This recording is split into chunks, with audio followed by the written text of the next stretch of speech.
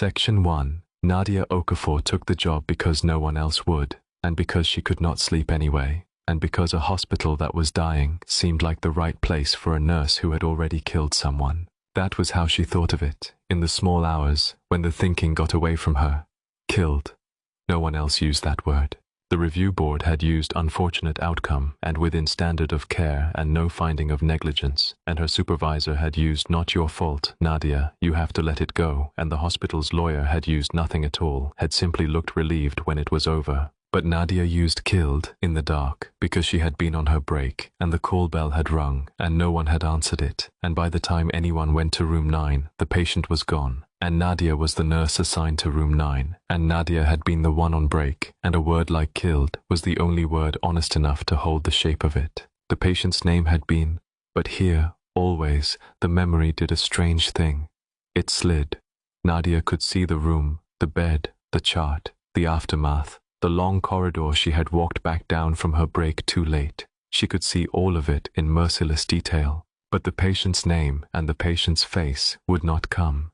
She had tried, in the months since, to picture the person she had failed, to hold their face in her mind as a kind of penance, and she could not. It was as if a hand had been laid over that one part of the memory, smudging it, keeping it from her. The doctors she'd seen, because she had seen doctors, after, when the not sleeping got bad, called it dissociative, a protective blurring, the mind refusing to look at the thing that hurt it most. Nadia called it cowardice. She thought she had earned the right to see the face of the person she'd let die, and that her own mind's refusal to show it to her was one more failure, one more bell she would not answer. So when the agency called about Saint Brigid's, 2 weeks of night shifts at a psychiatric hospital up in the hills that was closing for good, minimal staff, minimal patients, just someone to hold the nights together while they moved the last of the residents out and shut the doors on 90 years. Nadia said yes before the woman on the phone had finished the sentence. A dying hospital, night shifts, alone with the dark and the failing and the almost empty. It was, she thought, exactly what she deserved. The drive up took 2 hours, the last 40 minutes on a road that climbed through pine forest into low cloud, and St. Brigid's rose out of the mist at the top like something that had been waiting for her. It was enormous and old, red brick gone black with a century of weather, 4 wings around a central tower, most of its hundreds of windows dark, and a very few, lit dim yellow against the coming night. A Victorian asylum, the kind they built when they believed madness could be cured by isolation and fresh air and locked doors, the kind they built far from towns so the screaming wouldn't carry. It had a wall around it and an iron gate, and beyond the gate a drive lined with dead flower beds, and Nadia sat in her car at the gate for a moment in the failing light and felt the building look at her the way a patient looks at a nurse it has decided not to trust. She had read about the place, a little, on the drive up, what she could find, which wasn't much, because places like St. Brigid's did not advertise their histories. Opened in 1931. A psychopathic hospital, the old term, for the incurable and the inconvenient, the ones families could not manage and society did not want to see. At its height, it had held nearly 1,000 patients, and a staff that was always too small, and a reputation, even by the standards of its era, for a certain darkness. Nadia had found a single grainy photograph online. Rows of iron beds in a long ward, women in identical shifts staring at the camera with the flat blasted eyes of people who have been somewhere no one comes back from whole, and she had closed the laptop and not looked further, because she recognized those eyes, had seen versions of them across 100 hospital beds, the eyes of people who had rung a bell and learned that no one was coming. She went in anyway. She always went in. That was the thing about Nadia. The thing that had made her a good nurse and a haunted one. She went toward the failing thing instead of away from it, every time, even now, even when the failing thing was a 90-year-old asylum crouched in the cloud at the top of a dead road. The woman who met her at the door was old and calm and wore the soft-shoed quiet of someone who had worked nights her whole life. "Nadia," she said, as if they'd met before, though they hadn't. "We're so glad you came. I'm Sister Agnes. I keep the nights here, or I did, until now." She had a ring of keys at her waist, heavy old iron keys, and a face that was kind and tired and watchful all at once. She did not, Nadia noticed, ask for identification. She did not ask Nadia to sign anything. or show her a badge, or produce the paperwork the agency usually demanded in triplicate. She simply took Nadia's coat and looked at her for a moment with those tired, watchful eyes. A long moment, longer than was comfortable. The look of a woman studying a face she was trying to place, or trying to memorize, or trying to reconcile with something she already knew. And then she nodded, once, as if confirming something to herself, and said, "Yes, yes, you'll do. You have the look. The ones who come to the end of a place like this always have the look." And before Nadia could ask what look she meant, Sister Agnes had turned and was leading her into the dark. "Come in out of the cold. I'll show you what's left. It isn't much. It won't be hard work, these 2 weeks. Mostly it's just being here, keeping them company at the end. They don't like to be alone, the ones who are left." "How many patients?" Nadia asked, following her into the great dim entrance hall, where a single lamp burned and the ceiling vanished up into shadow, and the air smelled of old stone and antiseptic, and, underneath, something sweetish and organic that Nadia's nose knew from 100 hospital nights and did not like to name. "Few," said Sister Agnes. "Very few now. Most have gone on already, moved to other places, or gone on. There are a handful left on the second floor, the ones who are easy, who sleep through. You'll barely see them, and there's the closed wards, of course, but you won't be going there." She said it lightly, but she said it, and Nadia noticed that she said it. "You won't be going there. The way you tell a child not to touch the stove. The upper floors are shut, Ward E especially. We keep Ward E locked. There's nothing up there but empty rooms and bad history, and the wiring's gone, and it isn't safe. So you'll stay on the ground and second floor, and you'll do your rounds, and you'll answer the bells if any ring, and you'll sit with anyone who's frightened. That's the whole of it. Can you do that?" "I can do that," Nadia said. Answering bells, sitting with the frightened. It was the whole of nursing, in the end, stripped of everything else, being there when the bell rang. She had failed at it once. She did not intend to fail again. "The bells," she said. "You said if any ring. Do they ring usually, with so few patients?" Something moved across Sister Agnes's tired face, there and gone, too fast to read. "Sometimes," she said. "Old buildings, old wiring. You'll hear the system do strange things at night when it's quiet. Bells that ring from rooms with no one in them, lights that come on where there's no one to press the button. Don't let it trouble you." She turned her ring of keys over in her hands, the iron clicking softly. "It's just the building, Nadia. Settling, remembering itself. 90 years is a long time for a place to hold. Now, let me show you the station, and then I'll leave you to your first night. You'll want to get used to the quiet. The quiet is the hardest part, the first night. After that," and here she smiled, a strange, sad smile. "After that, you stop noticing it's quiet, because it stops being quiet. You'll see." The nurse's station was on the ground floor, a horseshoe of old desks and older equipment behind a counter of scarred wood. And above it, on the wall, was the thing that made Nadia's skin prickle, the annunciator panel, the call bell board. A great grid of small round lights, one for every room in the hospital, hundreds of them, each labeled with a room number in faded paint, and it covered the whole wall, floor to ceiling, wing by wing, floor by floor, a map of the entire asylum rendered in dark little bulbs. When a patient pressed the call button by their bed, their light would glow and the nurse would know which room needed her. Nadia had worked with modern versions of this, digital ones, discrete ones. She had never seen one like this. Vast, analog, 90 years old, the labels hand-painted, the whole dark grid of it looming over the station like a wall of small closed eyes. "Most of those rooms are empty now," Sister Agnes said, following her gaze. "The board still works though, wired to every room in the building, even the closed ones. Even Ward E." She paused. "Especially Ward E, it sometimes seems. But as I said, don't trouble yourself. If a light comes on in a closed ward, you leave it. You don't go up. There's nothing up there that a bell could mean. Do you understand me, Nadia? Whatever the board shows you from the closed floors, you leave it.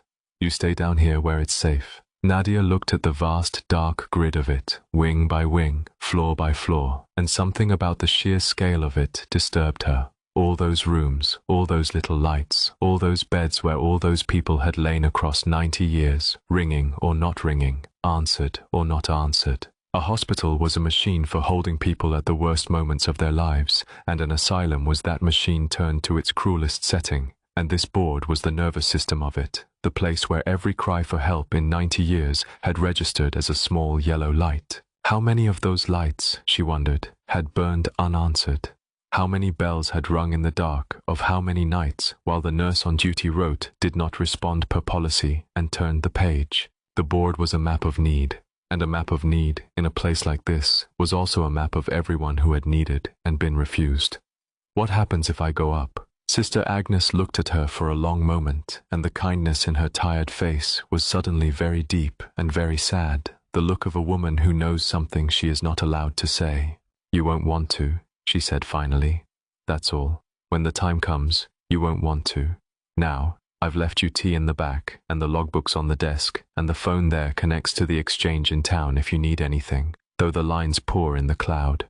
I'll be back at 7. Try to rest, if it's quiet. And Nadia, she stopped at the door, her keys in her hand, and she looked back, and for a moment she seemed about to say something large, something important, and then she didn't. Be kind to them, she said instead. The ones who ring, whatever hour they ring at, they waited a long time for someone to come. Be kind. And she went out into the dark, and the great door boomed shut behind her, and Nadia Okafor was alone in a dying asylum with a wall of small dark lights and the first long night of the rest of her penance. For 4 hours, nothing happened. Nadia did her rounds, the second floor, where 4 patients slept in 4 rooms, old and medicated and still, barely stirring when she checked them, the ground floor, the empty day rooms, the shuttered offices, the long corridors where her footsteps echoed and the single working lights buzzed and flickered. She drank the tea. She read the logbook, which was full of the small notations of night nurses going back decades. Quiet night. Mrs. K restless, settled by 3. Bell in 14, no cause found, and she noticed, reading it, how often that last kind of entry appeared. Bell in 22, room empty. Bell in 9, no cause. Bells on E again, did not respond per policy. Night after night, year after year, bells ringing from empty rooms and the nurses noting it and not responding, per policy, and the phrase repeated so many times down the decades that it had worn smooth, become routine, become a thing you simply wrote in the book and did not think about, did not respond per policy. The 4 sleeping patients unsettled her more than the empty corridors did. She had checked them on her round, and they were real, breathing, warm, but there was something wrong with them that she could not name, a stillness too complete, a sleep too deep. She had leaned close to one, an old man in room 210, to check that he was breathing, and he had opened his eyes, just for a moment, just a slit, and looked at her, and his eyes were not the eyes of a sleeping man surfacing. They were awake. They had been awake the whole time, and he had looked at her with those awake eyes and whispered, so quietly she almost missed it, "You shouldn't be here, dear. You're not supposed to be on this side of it yet." And then he had closed his eyes and gone back to his too deep sleep. And Nadia had stood over him with her heart going hard and told herself he was confused, medicated, dreaming. That patients said strange things in psychiatric hospitals, that it meant nothing, that this side of it meant nothing at all. She thought about room 9. She thought about a bell ringing and no one coming. She read did not respond per policy in a dead nurse's handwriting from 40 years ago and felt something turn over in her chest. And at 4:44 in the morning, the first bell rang. She heard it before she saw it, a sound she didn't recognize at first, an old mechanical buzz and chime from the annunciator panel, harsh in the deep quiet. And she looked up from the logbook, and one of the small lights on the great dark board was glowing, yellow, steady, high up and to the left, in a wing she hadn't walked, on a floor she'd been told was closed. She stood and crossed to the board and found the label under the burning light, the hand-painted number faded but legible. Ward E, room 4, the silent ward, the closed floor, the place Sister Agnes had told her 3 times not to go. Nadia stood at the station in the dead middle of the night and looked up at the single yellow light burning on the board. A call bell ringing from a locked and empty ward, from a room where no living patient could possibly be, and every rational part of her said old wiring, settling building, leave it, per policy. And under the rational part, in the place where room 9 lived, another voice, much quieter, said, "Someone is ringing, someone is asking for help, and you know exactly what it feels like to ring and have no one come." The light burned, the building held its breath, and Nadia looked at the clock on the wall, the old institutional clock above the board, and saw that it read 4:44, and that its second hand was not moving, was frozen, stuck at the top of its arc, as if time itself had caught on something at this exact minute and could not get free. She reached for the logbook. Her hand was not quite steady. She meant to write the entry the way the dead nurses had written it. The smooth, worn phrase, "Bell on E," did not respond per policy. To make herself part of the long chain of people who had heard the ringing and stayed at their desks and let it be someone else's problem, someone else's failure, or no one's. She got as far as the date and the time, 4:44, and the location, Ward E Room 4, and then her pen stopped because she could not write the rest. She could not write, did not respond. Not again. Not ever again. She had written that entry once with her whole life, on a night with a bell in room 9, and she had promised herself, in the ruin that followed, that if she ever heard a bell again, any bell, at any hour, from any room, she would go. That was the promise. That was the penance. That was the only thing she had left that might, someday, be worth something. The light on the board burned steady, patient, waiting. Room 4, Ward E. Someone ringing, in the dark, on a closed floor, at the frozen minute. Nadia set down the pen and picked up the ring of spare keys Sister Agnes had left on the desk and stood and looked up at the small yellow light one more time. "Be kind to them," Sister Agnes had said. They waited a long time for someone to come. "I'm coming," Nadia said, to the empty station, to the burning light, to the 90 years of unanswered bells.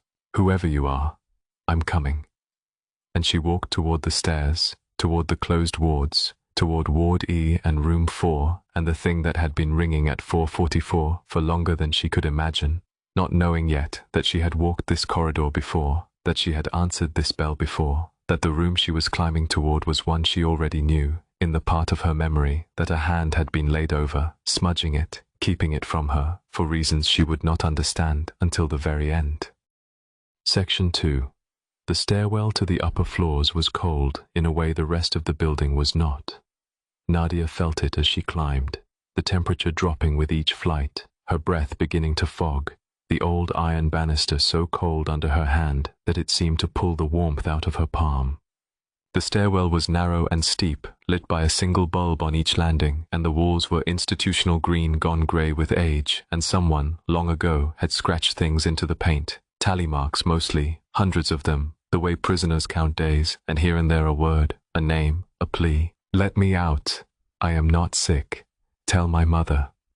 Nadia read them as she climbed and did not let herself slow down, because slowing down meant thinking about the hands that had scratched them, the people who had been carried up these same stairs, and what had waited for them at the top. She had worked psychiatric wards for most of her career, and she was not a woman who frightened easily. She had been spat at, bitten, screamed at, had held down patients in the grip of terrors no one else could see, had sat with the suicidal through their worst nights and talked them into the morning. She knew madness was not frightening. It was sad, mostly, and human, and treatable more often than people believed. The frightening thing was never the patients. The frightening thing was always the places, and the systems, and the people who ran them. The way a building like Saint Brigid's could take human suffering and industrialize it, could turn caring for the sick into warehousing the inconvenient, could scratch "I am not sick" into a stairwell wall 1,000 times and answer none of it. That was the horror of the asylum, and Nadia had always known it, and she climbed toward Ward E with her jaw set, because if there was suffering up there, even 90-year-old suffering, even suffering long past any help she could give, she was not going to be one more person who turned away from it. The door to the second floor was propped open, the ward where her 4 sleeping patients lay. The door to the 3rd floor was closed but unlocked, and the door to the 4th floor, to Ward E, was locked, a heavy old door with a wire glass window and a brass plate gone green, and Nadia stood before it with Sister Agnes's ring of keys in her cold hand and tried them one by one until the 4th key turned with a groan of old metal and the door swung inward into darkness.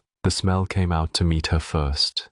Antiseptic, yes, the ghost of decades of carbolic and bleach, but under it, the other smell, the sweetish organic one she had refused to name downstairs, and it was stronger here, much stronger. The smell of a place where bodies had lain a long time, where suffering had soaked into the plaster and never fully left. Nadia found the light switch, an old brass toggle, and flicked it, and nothing happened. The wiring was gone, as Sister Agnes had said, so she took out the flashlight from her belt and clicked it on, and its beam cut a small trembling circle into the dark of Ward E. It was a long ward. That was the first thing the flashlight showed her. A long, long room, running the whole length of the wing, lined on both sides with beds, iron beds, dozens of them, the old kind, with high rails and thin-stained mattresses, most of them stripped, some of them not, and the beds were not empty in the way an unused room is empty. They were empty in the way a room is empty just after everyone has left it. The mattresses dented, the pillows creased, as if the patients had risen from them a moment ago and stepped out of sight. Nadia's flashlight moved down the long row, bed after bed after bed, and the shadows swung and stretched, and she told herself the dents were old, were permanent, were pressed into the mattresses by decades of weight and nothing more.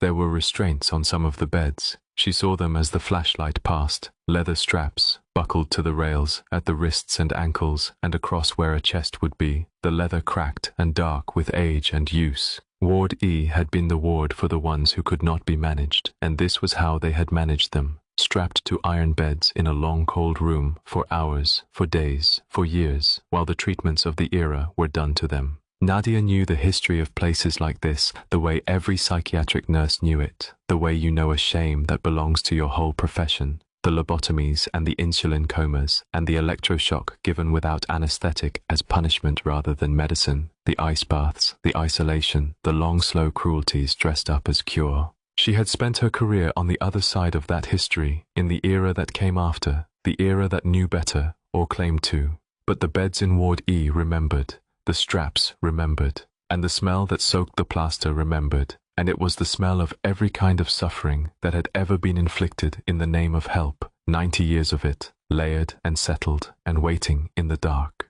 At the far end of the ward, a single door stood apart from the others, a private room, off the main ward, with a number on it, room 4. And under the door, in the dark, a thin line of cold light showed, though there was no power on the floor, though every bulb was dead. A light with no source, seeping out from under the door of room 4, at the far end of the ward, where the call bell had rung. Nadia walked toward it. Of course she walked toward it. She went down the long aisle between the iron beds, her flashlight trembling, her breath fogging, the smell thickening with every step, and the beds on either side of her seemed to watch her pass, and once, she was almost sure, she heard, from one of them, behind her, the soft creak of old springs taking weight, as if something had sat up in a bed she had just passed to watch her go by. She did not turn around. She had learned that much already, in one night. You did not turn around. You kept walking toward the bell, but the creaking did not stop. It spread. As she walked the length of Ward E, one bed after another behind her began to creak, the soft protest of old springs taking weight, one after another, down the whole long row, as if the ward was slowly, quietly, filling up behind her, as if every patient who had ever lain in these beds was sitting up, one by one, in the dark she had already passed through, to watch the nurse walk toward room 4. She could hear them now, faintly, under the creaking, the small sounds of a full ward at night, the sounds she knew from 1,000 shifts, coughing and murmuring, and the rustle of sheets, and someone, far back, beginning very softly to cry. The ward was not empty. The ward had never been empty. It had only been waiting, in the dark, for someone to come up the stairs and turn on a flashlight and give it a reason to wake. And Nadia walked through it, through the waking dark, through the creaking and the murmuring and the weeping of 90 years of the kept and the forgotten, and she did not turn around, and she did not run, and she kept her eyes on the thin, cold line of light under the door of room 4, and she walked toward the bell. She reached the door of room 4. The cold light seeped under it. She put her hand on the knob. It was so cold it burned, and she turned it, and she opened the door. The room was empty. That was the first thing, the merciful thing. It was empty. A small private room, a single iron bed, a barred window, a chair, no patient. No source for the light, which was simply there, a thin cold radiance with no lamp behind it, filling the room the way moonlight fills a room, except there was no moon, only cloud and dark outside the barred window. The bed was made, the only made bed in all of Ward E, the blanket tucked with the tight, precise corners of institutional habit, the pillow smooth, and on the bed, laid out neatly on the blanket, as if someone had set it there and stepped away, was a patient's gown, folded, waiting, with a paper wristband resting on top of it, the kind they put on you when you're admitted, blank side up. Nadia's flashlight found the wristband, and she leaned in to read it, thinking it might carry a name, a date, something to tell her who had been kept in this room. But the wristband was blank, not faded, not worn away, blank, both sides, as if it had been printed for someone whose name the hospital had never recorded, or had erased. A patient admitted and kept and died with no identity at all, a number that had lost even its number. Nadia looked at the blank band and felt the particular grief of it, that a person had lain here and suffered here and died here, and the only trace of them was an empty paper bracelet on a folded gown, waiting on a made bed for an occupant who would never come back or had never left. And beside the bed, on the wall, was the call button, an old one, a button on a cord, the cord frayed with age, and as Nadia stood in the doorway, the button was depressed, held down, though no hand held it. The button was pressed, and somewhere far below her, she knew, the light for room 4 was burning yellow on the great dark board, and had been burning since 4:44 and would go on burning until someone came. "I'm here," Nadia said, into the empty cold room. Her voice shook, but she said it. "I came. I'm sorry it took me. I came as fast as I could. What do you need?" Nothing answered. The room held its cold light and its made bed and its folded gown, and the call button stayed depressed under no hand, and Nadia stood in the doorway and felt the specific vertigo of a nurse who has answered a bell and found no patient, the wrongness of it, the sense of a question asked by no mouth. And then, slowly, as she stood there, the flashlight beam and the sourceless cold light both trembling, she noticed the walls. They were covered in writing. Not graffiti like the stairwell, not scratched in anger.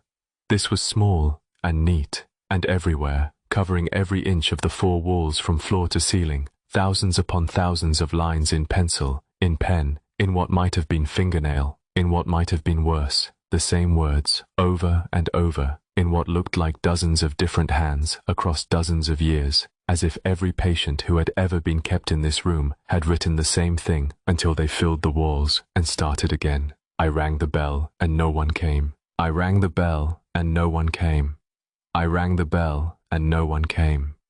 Over and over, floor to ceiling, wall to wall, a room papered in the same 6 words in 100 different hands, the record of 100 different people who had lain in this bed and pressed this button and waited and written it on the wall as the only thing left to do. I rang the bell and no one came, until the words were not words anymore, but a texture, a wallpaper, the very substance of the room. And here and there among the endless repetition were other things, not the 6 words but fragments, personal, worse for being specific. They said someone would come at rounds. Rounds was hours ago, and I can hear the nurse laughing down the hall. I have been ringing since the light came up, and low on the wall, near the floor, in a shaking hand, as if written by someone who had slid down the wall to die at the bottom of it. Tell them I was good. Tell them I stopped ringing because I was good, not because I stopped needing. Nadia read that one and had to put her hand against the cold wall to stay upright, because she knew it. She knew exactly what it was. The moment a patient stops pressing the button, not because help came, but because they have finally understood, all the way down, that it never will, and they decide to be quiet about their dying so as not to be a bother. She had seen that surrender in living patients' faces. She had never before seen it written on a wall by the dead. Nadia stood in the doorway and read it and could not breathe, because she knew those words. She had lived those words. On the other side of them, she had been the nurse who did not come, the break room coffee going cold in her hand while a bell rang in room 9, and a patient wrote those words, or thought them, or died with them unspoken. She had been the one who did not come, and now she stood in a room papered floor to ceiling with the accusation, in 100 hands, across 100 years, and every line of it was addressed to her. "I'm sorry," Nadia whispered. "I'm so sorry. To all of you. I know what it's like. I know what you waited for and didn't get, but I'm here now. I came. Tell me what you need and I won't leave. Whatever it is, I won't leave." And the cold light in the room, which had been steady, began to pulse, softly, in time with something. In time, Nadia realized, with a heartbeat, a slow, failing heartbeat, the light swelling and fading, the way a monitor pulses, the way a life ebbs, and from the made bed, From the empty maid bed with its folded gown came a sound, very soft. A voice, thin and dry and far away, a woman's voice or a girl's, speaking not to Nadia but to the dark, to the ceiling, to the 90 years, saying the thing the walls said, out loud, at last, to someone who had finally come. You came. Nobody ever comes. But you came. Nadia did not run. Every instinct in her body told her to run. Down the long ward, past the watching beds, down the cold stairwell, past the scratched pleas, down to the station and the light and the phone that barely worked, and out into her car, down the dead road, away. But she was a nurse, and a nurse, when a patient speaks from the dark, does not run. A nurse goes to the bed. She crossed the cold room to the maid bed, and she sat down in the chair beside it, the way she had sat beside 10,000 beds in 12 years of nursing, and she folded her hands, and she looked at the empty mattress with its folded gown and its blank wristband, and she spoke to it the way she spoke to every frightened patient in the last dark hours of the night. I'm here, she said. My name is Nadia. I'm the night nurse. I heard your bell and I came, and I'm not going anywhere. You're not alone anymore. Can you tell me your name? The cold light pulsed, slow, like a fading pulse, and the dry, far voice, from the empty bed, from the air, from the walls, said, I don't remember. They took it. When they brought me here, they took my name and gave me a number, and after a while, I forgot I ever had one. That's what this place does. It takes your name, and then it takes the rest of you, a piece at a time, and nobody comes when you ring, and then one night you're gone, and no one even remembers you were here. A pause. Do you remember me? Nobody remembers me. I'll remember you, Nadia said, and she meant it with her whole broken heart, because it was the one thing she had, the one thing she could give, the thing she had failed to give in room 9 and would not fail to give again. I'll remember you, I promise, but I need something to remember, not a number, you. Tell me one true thing about yourself, and I'll carry it, and you won't be forgotten. What did you love? Before this place, what did you love? The light pulsed and steadied and warmed, just slightly, just a degree, the cold radiance taking on the faintest tinge of gold, and the voice, when it came again, was not quite so far away. Birds, it said. I loved birds. I used to feed them, at the window, before they moved me up here where the windows have bars and the birds don't come. That's a true thing. I loved the birds. Then I'll remember that, Nadia said, and she was weeping now, quietly, the way she had not let herself weep since room 9. A woman who loved birds, I'll remember. You're not a number.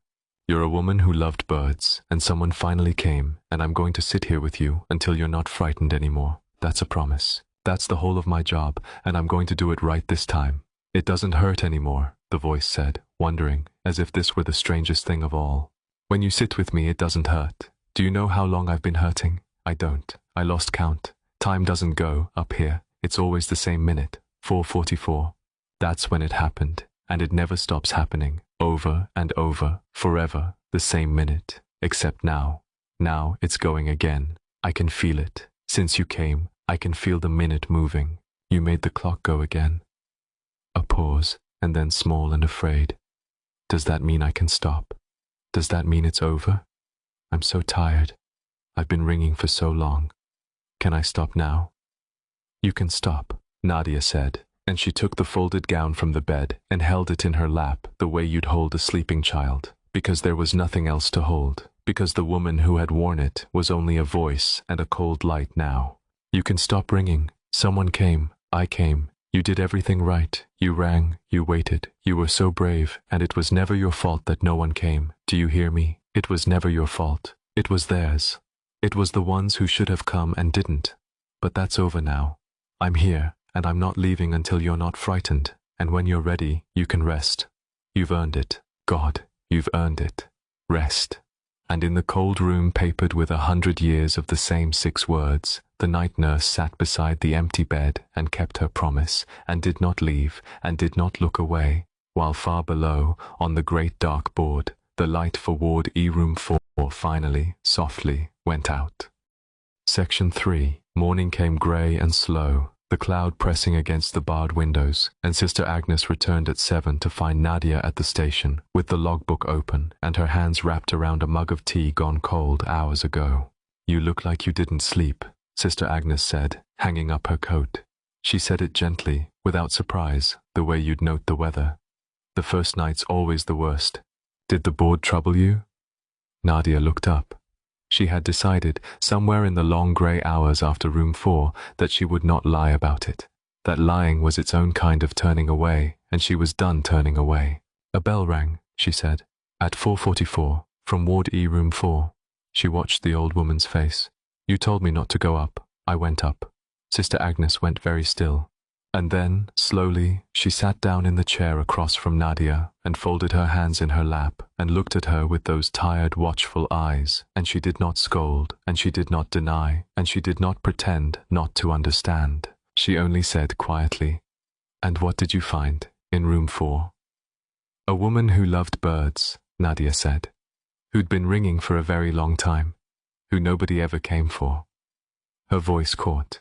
I sat with her. I told her I'd remember her, and the light went out. She met the old woman's eyes. You knew what was up there. That's why you told me not to go, not because it was dangerous, because you knew what I'd find, and you didn't think I could bear it, or you didn't think I should have to. Sister Agnes was quiet for a long moment.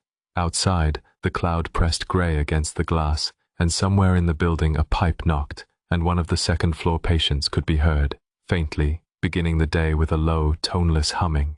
I've kept the nights here for 31 years, Sister Agnes said finally, and in 31 years, I never once went up when the bell rang from E, not once. I told myself it was policy. I told myself there was nothing up there, that it was the wiring, that a dead ward can't ring a bell. I wrote did not respond per policy in that book more times than I can count, and I turned the page, and I did my rounds down here where it was safe, and I let them ring. She looked at her folded hands. You went up on your first night. You did in one night what I couldn't make myself do in 31 years. And I think that's why you're here, Nadia. I don't think the agency sent you by accident. I think this place has been waiting a long time for someone who would go up. Someone who knows what it costs to be the one who doesn't come. Nadia's blood went cold. What do you mean, someone who knows what it costs? Sister Agnes looked at her, and there was something in the look that Nadia could not read. Not unkindness, but a kind of sorrow held very carefully, the way you'd hold something that might break. I read people, the old woman said simply. 31 years of nights, you learn to read the ones who come to work in a place like this. Most people who take a job at a dying asylum are running from something, or hiding from something, or just desperate for the money. But now and then, someone comes who's carrying it. The specific weight. The one that comes from being the person who wasn't there when someone needed them. I saw it on you the moment you walked in. You wear it like a coat you can't take off. She rose, slowly, her old knees protesting. I'm not judging you for it, child. Lord knows I wear one too. I only mean, you'll understand this place better than most, because you already know the thing it's made of. You already know what an unanswered bell does to a person. You've been on both sides of it, I think. And that's rare. That's why it wants you. Why what wants me? But Sister Agnes only rose and touched Nadia's shoulder briefly and said, Go home. Sleep. Come back tonight, if you can bear to. And if you want to understand this place before you do. She nodded toward a door at the back of the station, a door Nadia hadn't opened. The records room is through there, 90 years of them. Admission books, ward registers, death certificates. It's all still here. They never cleared it out. If you're going to keep going up when the bells ring, you should know who you're going up to. You should know their names. Somebody should. And she went to begin her day rounds, leaving Nadia alone with a cold mug of tea and an unmarked door and the growing certainty that she had walked into something much older and much larger than a 2-week agency shift. Nadia did not go home. She went through the door. The records room was a long, windowless space lined with shelves, and the shelves were full. Box after box, ledger after ledger, 90 years of an asylum's paper memory, the admission books and the ward registers and the treatment logs, and, on the lowest shelves, in grey archival boxes, furred with dust, the death certificates. Nadia should have been exhausted. She was exhausted. But she was also a nurse who had sat with a dead woman who loved birds and had promised to remember her and could not keep that promise with only a woman who loved birds. She needed a name, and the name was in here somewhere, in 90 years of paper, and so she began to look. She started with Ward E. There was a register for it, a great cloth-bound book, and she pulled it down and opened it and began to read, and the reading was its own kind of horror. Not sudden, not sharp, but slow and cumulative and grinding, the horror of the ordinary. Because the register was ordinary, it was bureaucratic. It recorded, in the neat hands of decades of nurses, the daily management of human beings who had been filed away in a cold ward and forgotten, and it recorded it in the flat clinical language of a system that had stopped seeing them as people. Patient uncooperative, restrained. Patient refused food, force-fed. Patient hydrotherapy, 2 hours, calmer after. Patient ECT course begun. Patient lobotomy scheduled. Patient docile following procedure. Page after page, year after year, the same slow processing of the inconvenient, the same treatments that were really punishments, the same steady grinding down of people into patients, into cases, into docile, into, at last, gone. Nadia knew what those words meant, in a way most readers never would.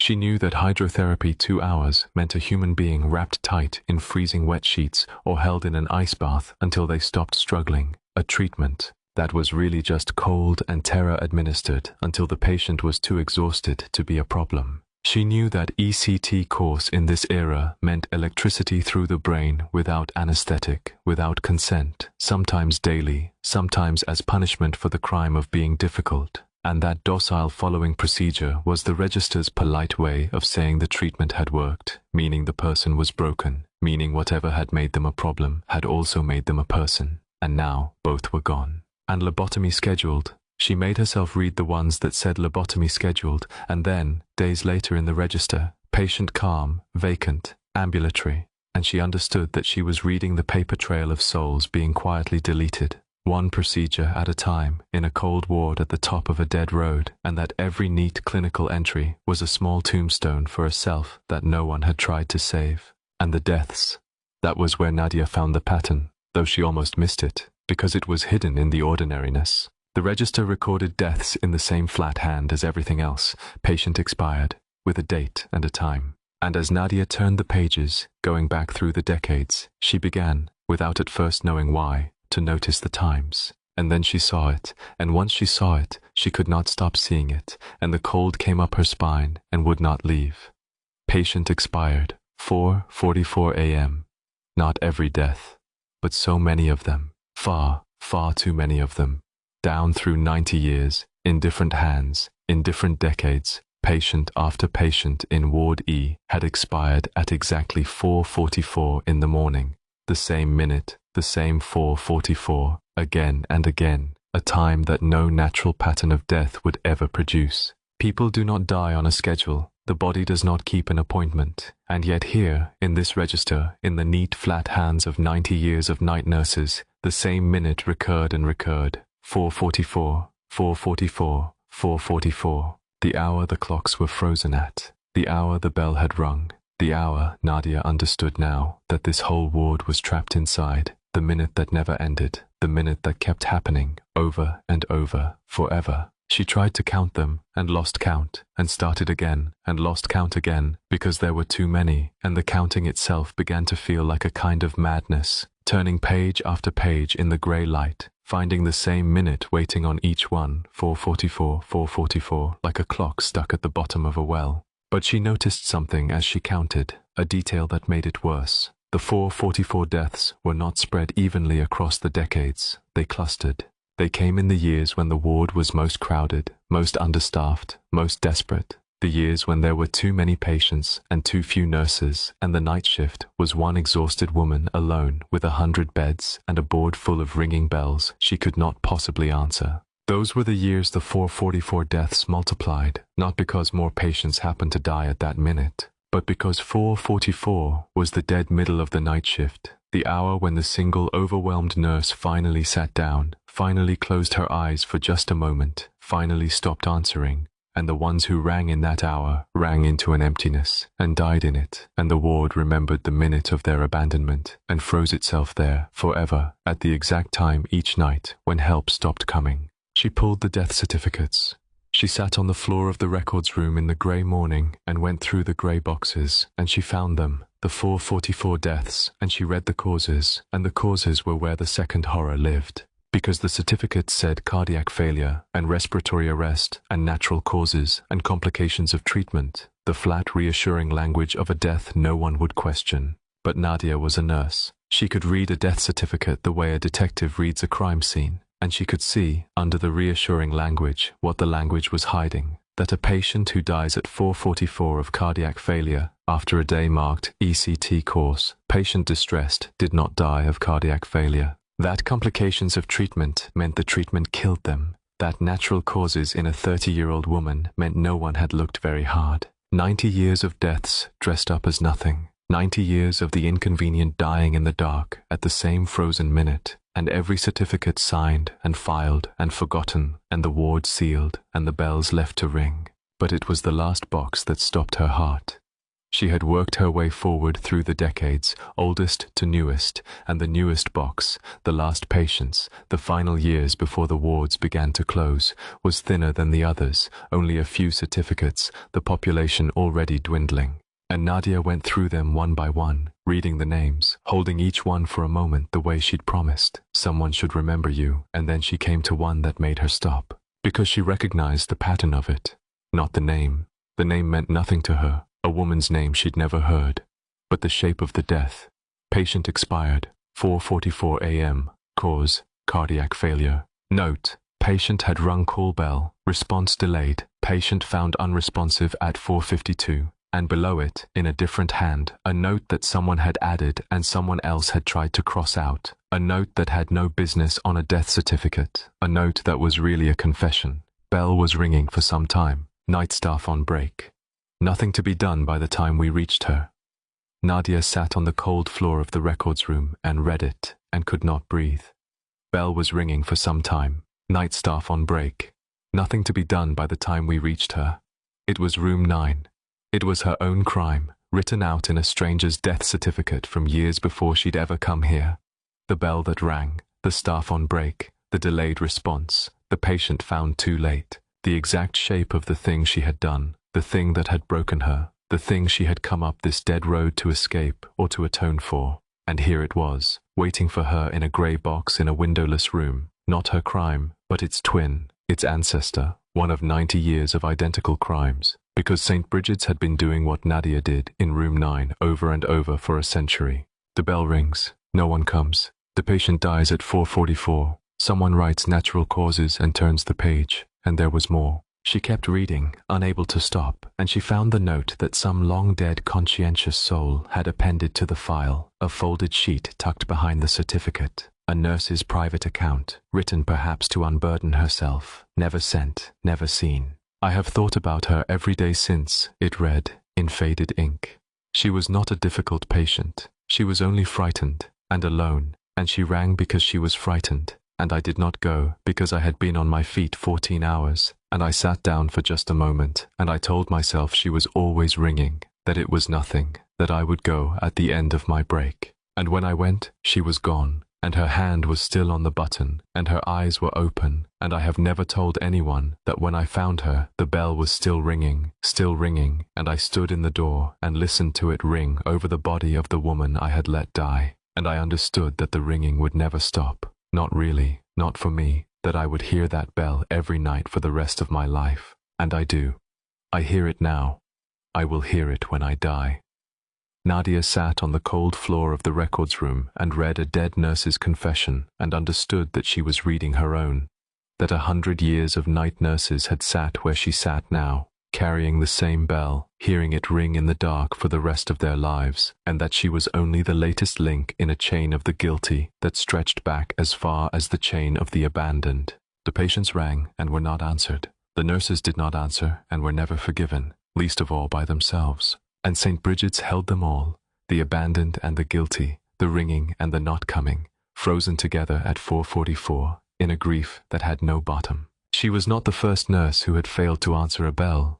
She was only the newest, and Saint Brigid's, she understood now, with a horror that was also, strangely, a kind of terrible recognition. Saint Brigid's was a place built entirely out of unanswered bells, 100 years of them, layered and frozen and ringing still, and it had drawn her here, the nurse who could not forgive herself for a bell she didn't answer because she was the same as it was. She was made of the same thing, an unanswered bell ringing in the dark, waiting for someone to come. Nadia put the certificates back in the box, and she stood, and she was shaking, and she looked at the shelves of 90 years of the forgotten, and she made a decision that she knew was probably madness, and knew she was going to make anyway. She was going to answer them.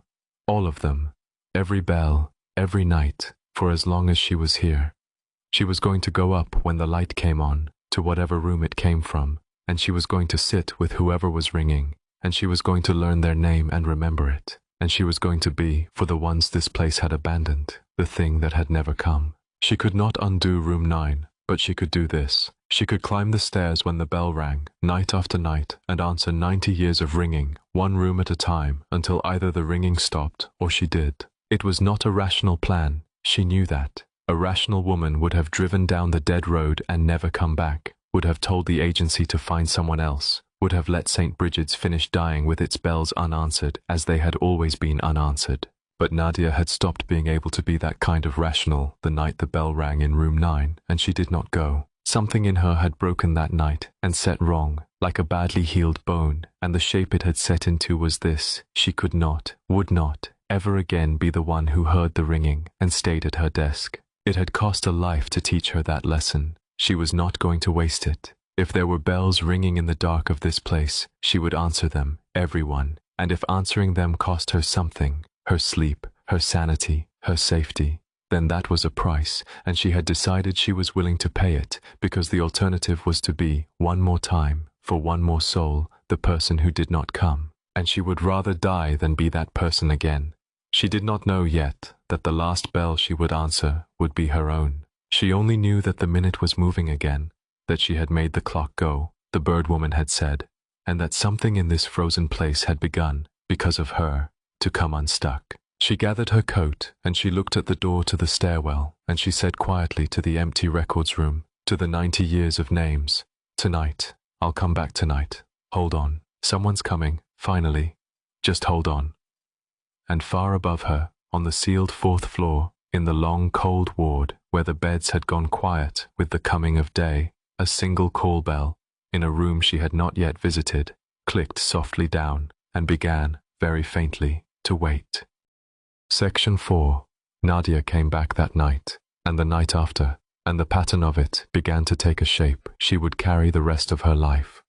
The drive up through the cloud, the boom of the great door, the empty station, the wall of dark lights, and the waiting. She learned the rhythm of the place. She learned that the 4 living patients on the 2nd floor slept from 10 until dawn and needed almost nothing, that the building settled and ticked and sighed in the small hours, that the phone to town worked 1 call in 3, and that the deep quiet Sister Agnes had warned her about did not last, that at a certain hour every night the quiet ended and the board woke. She had thought, after the first night, that she would not be able to make herself come back.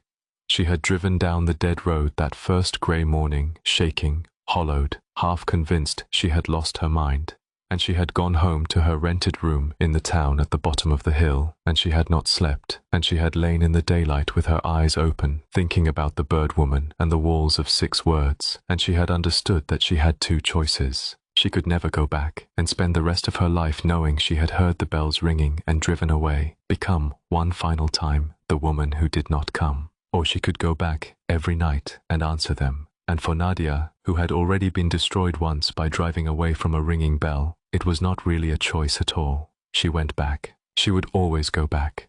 That was the whole of what was left of her. The second night, the bell rang at 4:44 from Ward E again, but a different room. Room 11. And Nadia climbed the cold stairwell past the scratched please and unlocked the heavy door and walked the long ward with its creaking waking beds, and she found room 11, and she went in, and she answered it. The man in room 11 was not a voice from an empty bed. That was the thing about Saint Brigid's that Nadia was learning. The dead did not appear the same way twice. The bird woman had been a voice and a cold light. The man in room 11 was almost solid, a shape on the bed, grey and translucent at the edges, but nearly there, an old man in a hospital gown, strapped down at the wrists and ankles with the leather restraints, and he was shaking. His whole body was shaking, rigid and arched, his jaw clenched, his eyes rolled back in the endless repeating convulsion of a man receiving electroshock without anesthetic, caught, like the bird woman, in the exact minute of his worst suffering, reliving it over and over, forever, at 4:44. Nadia had seen ECT administered properly in the modern way, sedated, controlled, humane, a genuine treatment that genuinely helped people. This was not that. This was the old way, the punishing way, the way they had done it in Ward E to break the difficult and silence the loud, and the man on the bed was living it again and again in the frozen minute, his body convulsing against the straps, and no one had ever come, and no one had ever made it stop. She stood over him for a moment, and she saw the machine. She had not noticed it at first, but it was there, at the head of the bed, materializing out of the frozen minute the way the straps had. An old ECT apparatus, a wooden box of dials, and a pair of electrodes on frayed cloth-wrapped cords, the electrodes pressed to Edmund's temples and held there by a leather band around his skull. And she saw that the dial was turned high, far higher than any therapeutic setting, turned all the way to the stop, and she understood that whoever had done this to Edmund had not been trying to treat him. They had been trying to hurt him, or to empty him, or simply to make him stop being a problem, and they had turned the dial to the top and held it there, and Edmund had convulsed and screamed, and no one had come, and the minute had frozen with the current still flowing, and Edmund had been burning on this table for 90 years. So Nadia did the only thing she knew how to do.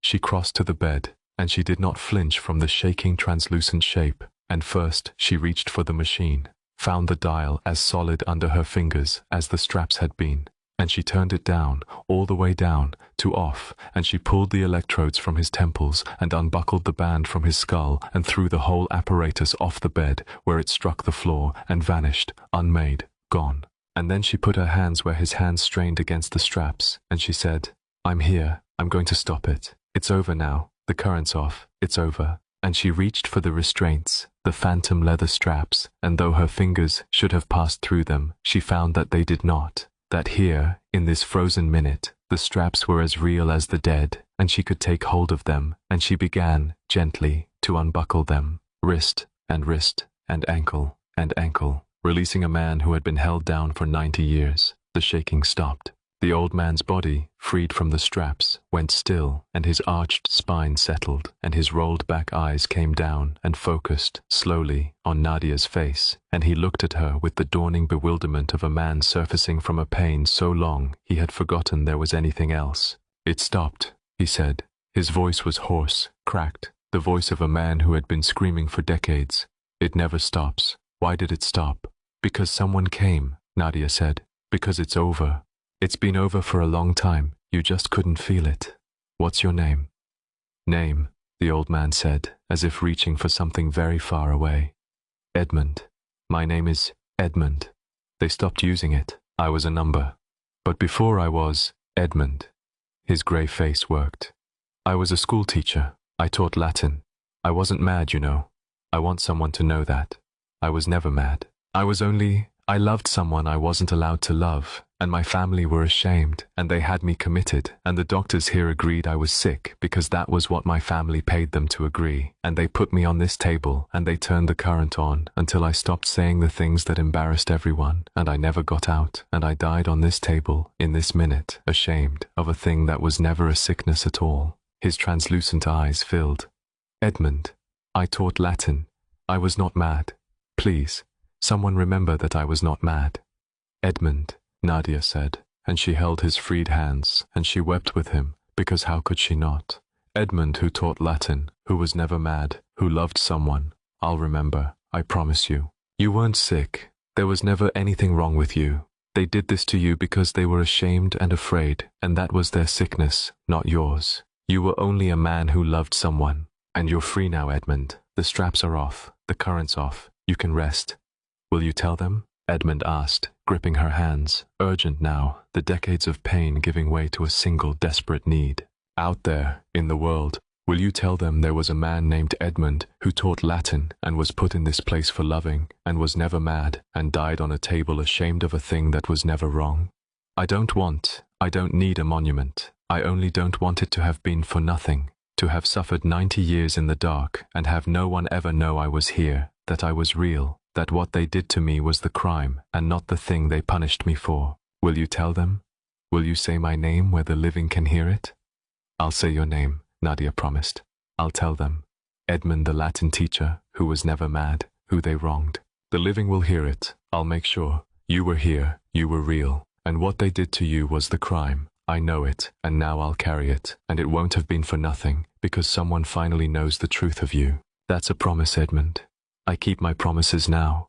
It's the only thing I have left that's worth anything. And Edmund the Latin teacher, who was never mad, wept and thanked her and let go, faded gently the way the bird woman had faded, released from the frozen minute into whatever waited past it. And far below, on the great dark board, the light for Ward E room 11 went softly out, and Nadia sat on the edge of the empty bed, in the cold, and coiled the phantom straps neatly and set them aside, and let herself cry, and then wiped her face and stood, because the night was not over, and she had learned already that at Saint Brigid's, one answered bell was rarely the end of it. She was right, but the third bell was different, and it was the third bell that first made Nadia doubt what she was. She had gone back down to the station, shaken and hollowed, to write Edmund in the logbook. She had started keeping her own record, a private one, a list of the names, the bird woman, Edmund who taught Latin, because someone should keep them, and she had appointed herself that someone,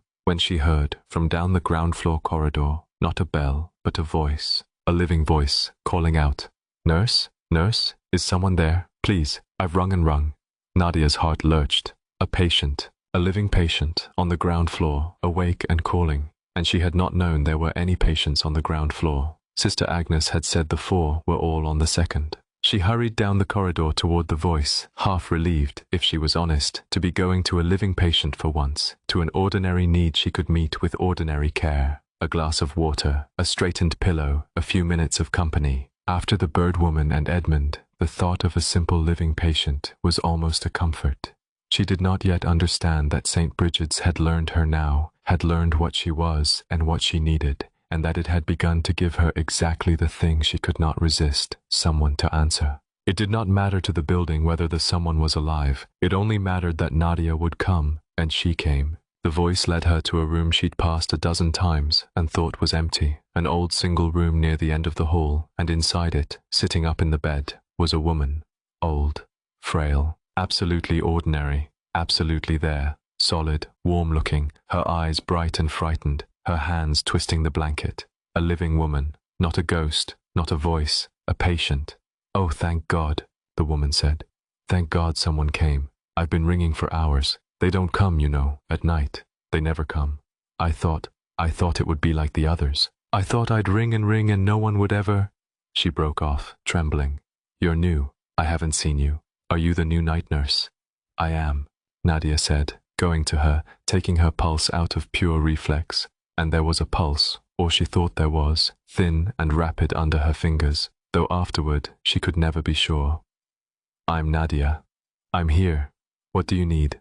Are you in pain?" "I'm frightened," the old woman said. "That's all. I'm just frightened, at night, alone, in this place, with the things that happen here. Will you sit with me? Just for a little while? Will you stay?" So Nadia sat and held the old woman's hand, warm. It felt warm. It felt like a living hand, and talked to her softly, and the woman calmed, and told her small, ordinary things, about her garden, about her sister who was coming to visit, about how she didn't really belong here and would be going home soon as the doctor signed the papers. And Nadia's heart broke a little, because she had heard that exact hope from 100 patients who were never going home, and she made the soothing sounds a nurse makes, and stayed, and it was the most normal half-hour she had spent in the building. A frightened old woman, a nurse at her bedside, the ordinary mercy of company in the dark. There was nothing strange about the woman. That was what Nadia would remember, afterward, with a chill. There had been nothing strange at all. Mrs. Ashby had not been cold, or translucent, or frozen in a repeating moment of agony. She had been perfectly, unremarkably alive. She had blinked and shifted in the bed and pulled the blanket up when she felt a draught, and laughed, once, a small dry laugh, at something Nadia said. She had been exactly, precisely, indistinguishably, a living person. And that was the horror of her, though Nadia did not know it yet, that the dead of Saint Brigid's, the loneliest of them, could wear the living so perfectly that there was no seam, no tell, no cold spot to give them away. You could sit with one for half an hour, holding a hand that felt warm, watching a chest that seemed to rise and fall, and never know. And then Sister Agnes appeared in the doorway, and her face was strange, and she said quietly, "Nadia, who are you talking to?" Nadia turned. "This is," she began, and gestured to the bed, to the old woman, to the warm hand in hers. "She was ringing. She's frightened. I'm just sitting with her until—" She looked back at the bed. It was empty, stripped, dust-sheeted, the mattress bare, the frame cold, no woman, no warm hand, no twisting blanket, nothing but an empty bed that had plainly been empty for years, and Nadia's own hand, held out, cupped around a warmth that was already fading from her fingers. "That room's been closed since before I came," Sister Agnes said gently from the doorway. 31 years. Nobody's been in that bed in all that time. Her name was Mrs. Ashby. She rang for a whole night, once, a long time ago, and no one came, and she died frightened and alone at 4:44 in the morning. The old woman's tired eyes were full of sorrow. "You couldn't have known, child. They don't always come to you cold, like the ones upstairs. Sometimes they come warm. Sometimes they come so like the living that you can't tell. You sit and you hold their hand, and it feels like a hand, and you never know until someone tells you that you've been keeping company with the dead." She paused. "It's the loneliest ones who do that. The ones who want so badly to be a person again that they borrow the shape of one, just for a little while, just to be sat with. You gave her that. Don't be frightened. You gave her exactly what she needed. But now you know. You know that in this place, you can't always tell, and that's the hardest part of the work. Not knowing which of them are living and which are only lonely." Nadia sat in the dark by the empty bed, her hand still cupped around a vanished warmth, and understood that Sister Agnes was right, that this was the hardest part, worse than the cold light and the convulsing shape, worse than the walls of the same 6 words, because now she could not trust her own senses. Now every patient she sat with, every warm hand she held, every frightened voice in the dark might be living or might be 100 years dead and only lonely, and she would not be able to tell the difference, and it would not matter because the answer was the same either way. You sat with them, you held the hand, warm or cold, real or borrowed, you stayed. That was the job. That had always been the job. The only question Saint Brigid's asked over and over in 100 rooms at 4:44 was whether you would do it, whether you would come and sit and stay, and it did not particularly care whether the one you comforted was alive. But it left a splinter in her, that half hour with Mrs. Ashby, and the splinter worked its way deeper as the days went on. Because if she could not tell the dead from the living, if a ghost could wear warmth and breath and laughter so perfectly that a trained nurse holding its pulse could not be sure, then how did she know, really know, which of the people she encountered in this place were real? The 4 sleeping patients on the 2nd floor, the ones she checked every night, the ones with the too deep sleep and the eyes that sometimes opened, were they living patients waiting to be transferred, or were they something else, something the building kept? Sister Agnes herself, who moved so quietly, who was always there and never seemed to leave, who knew things she could not have known. Was she a living woman or the ward's own memory of one? Nadia turned these questions over and could not answer them, and told herself it did not matter, and mostly believed it. Mostly. The work was the same. Come when the bell rings. Sit. Stay. Whether the world around you is living or dead is a question for the daylight, and there was precious little daylight at Saint Brigid's, up in the cloud, at the top of the dead road, where every clock was frozen at the same dark minute, and the only certain thing was the ringing. Section 5. There was a name that kept appearing in the records, and it took Nadia 3 nights to understand what it meant. She had gone back to the records room in the grey mornings after her shifts, unable to stop, working through the ledgers and the certificates, building her private list of the dead. She was up to 9 names now, 9 people she had sat with and released, 9 bells answered, and she had begun to notice, in the treatment logs, a signature. The same signature, over and over for decades. The doctor who had signed off on the procedures. Ordered by Dr. Marsh. Approved, Dr. Marsh. Procedure performed under supervision of Dr. Marsh. The ECT courses, the lobotomies, the hydrotherapy, the long confinements in Ward E, all of it, for the better part of 40 years, ordered and approved and supervised by one man, Dr. Marsh.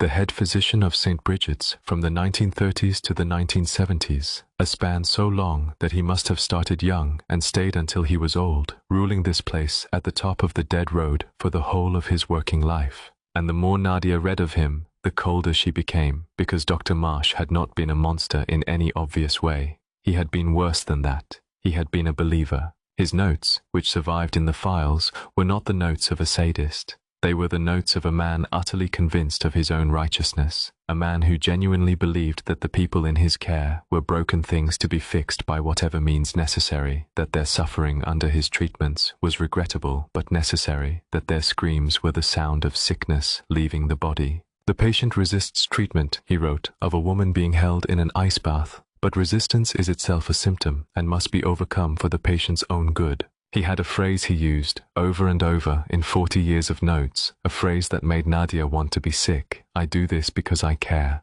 He had tortured 1,000 people across 4 decades, and he had written, each time, that he did it because he cared, and Nadia understood that he had probably believed it, and that this was the true horror of Saint Brigid's, not cruelty, but cruelty that called itself love, harm that called itself help. A man who emptied souls with a clear conscience because he had decided their emptiness was health. And the patients he treated were not, Nadia saw as she read, mad.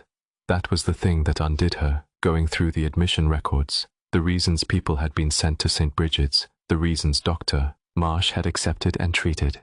A woman committed for moral insanity because she had left her husband. A young man committed for deviance because of who he loved. A girl of 16 committed for hysteria because she would not agree to a marriage her father had arranged. A widow committed for melancholia because she grieved too long. A servant committed because she had accused her employer of something the employer preferred to call madness. Over and over, the same pattern, not the sick, but the inconvenient. The women who would not obey, the men who would not conform, the grieving who would not stop grieving, the poor who had become a nuisance to the rich. St. Brigid's had not been a hospital. It had been a machine for disappearing the people society found difficult, and Dr. Marsh had been its engine, and he had run it for 40 years with a clear conscience and a phrase on his lips, I do this because I care. And Dr. Marsh, the record said, had died at St. Brigid's too. In 1974, in his office on the 4th floor, at the end of Ward E, of a heart attack, the certificate said, at 4:44 in the morning. Nadia sat with that for a long time. Dr. Marsh, dead at 4:44 in Ward E, like all his victims. It should have felt like justice. It did not. Because she understood now how St. Brigid's worked. The ones who died at 4:44 were the ones who did not rest, the ones frozen in the minute of their worst moment, ringing forever. And if Dr. Marsh had died at 4:44 in Ward E, then Dr. Marsh was still here too, frozen, like the others, in his own worst minute. But what was the worst minute of a man who believed he had done only good? What did a soul like that relive forever in the dark?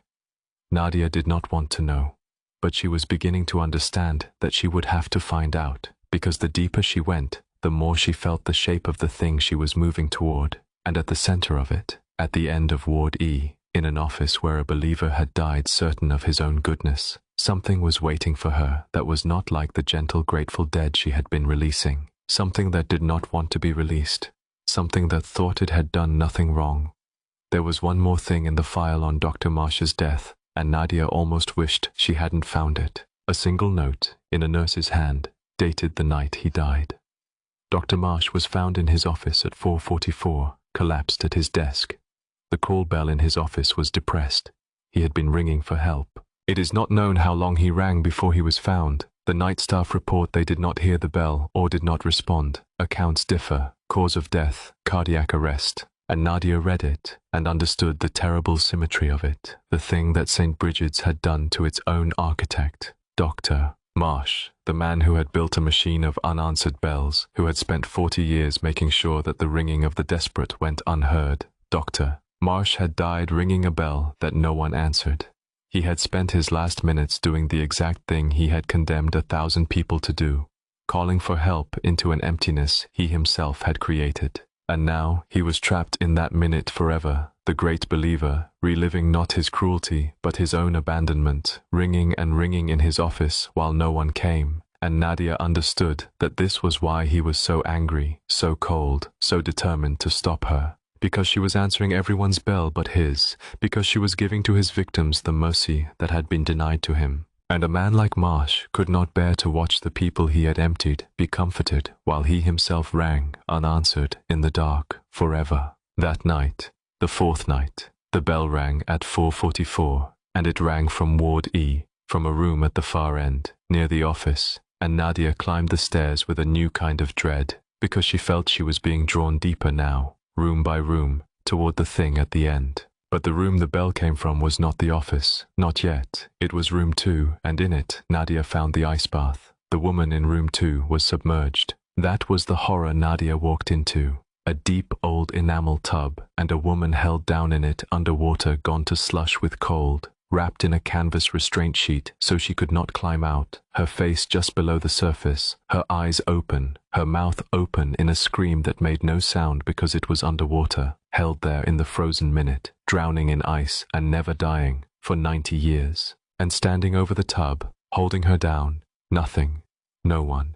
The hands that held her were gone, were never there, were only the memory of hands, but the woman was held all the same, pressed under the freezing slush by a cruelty that had outlived the people who performed it. The cold coming off the tub was so intense that frost bloomed on the tiled walls, and Nadia's breath came in clouds, and the water, she could see it, was not water so much as a churn of ice and slush, the kind of cold that stops a heart in minutes. This was what they had called hydrotherapy. This was what Dr. Marsh had written up as treatment, as care, as medicine. A human being wrapped so she could not move and held under freezing water until the cold shocked the madness out. Nadia had read the phrase in his notes and not understood quite what it meant.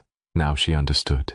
It meant this. It meant a young woman drowning in ice with her eyes open, held down by hands that believed they were healing her, screaming underwater where no one could hear.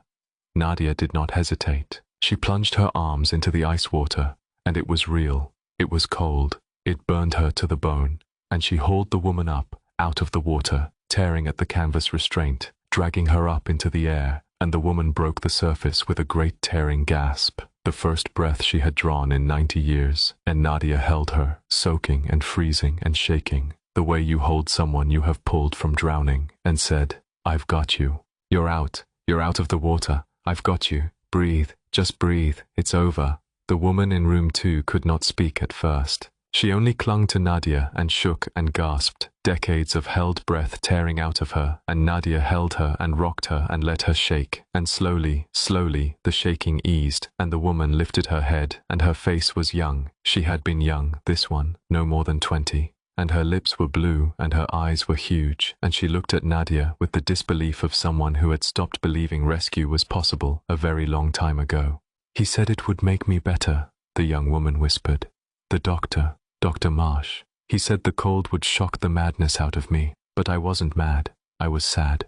My baby died, and I was sad, and I couldn't stop crying, and my husband didn't know what to do with a wife who wouldn't stop crying, so he brought me here, and Dr. Marsh said grief was a sickness, and he would cure it, and he put me in the cold, again and again, and I cried harder, and he said the crying proved I was still sick, so he made the water colder, and one day my heart just stopped in the cold. And he wrote that the treatment was working, that I had been calm at the end. I wasn't calm, I was dead.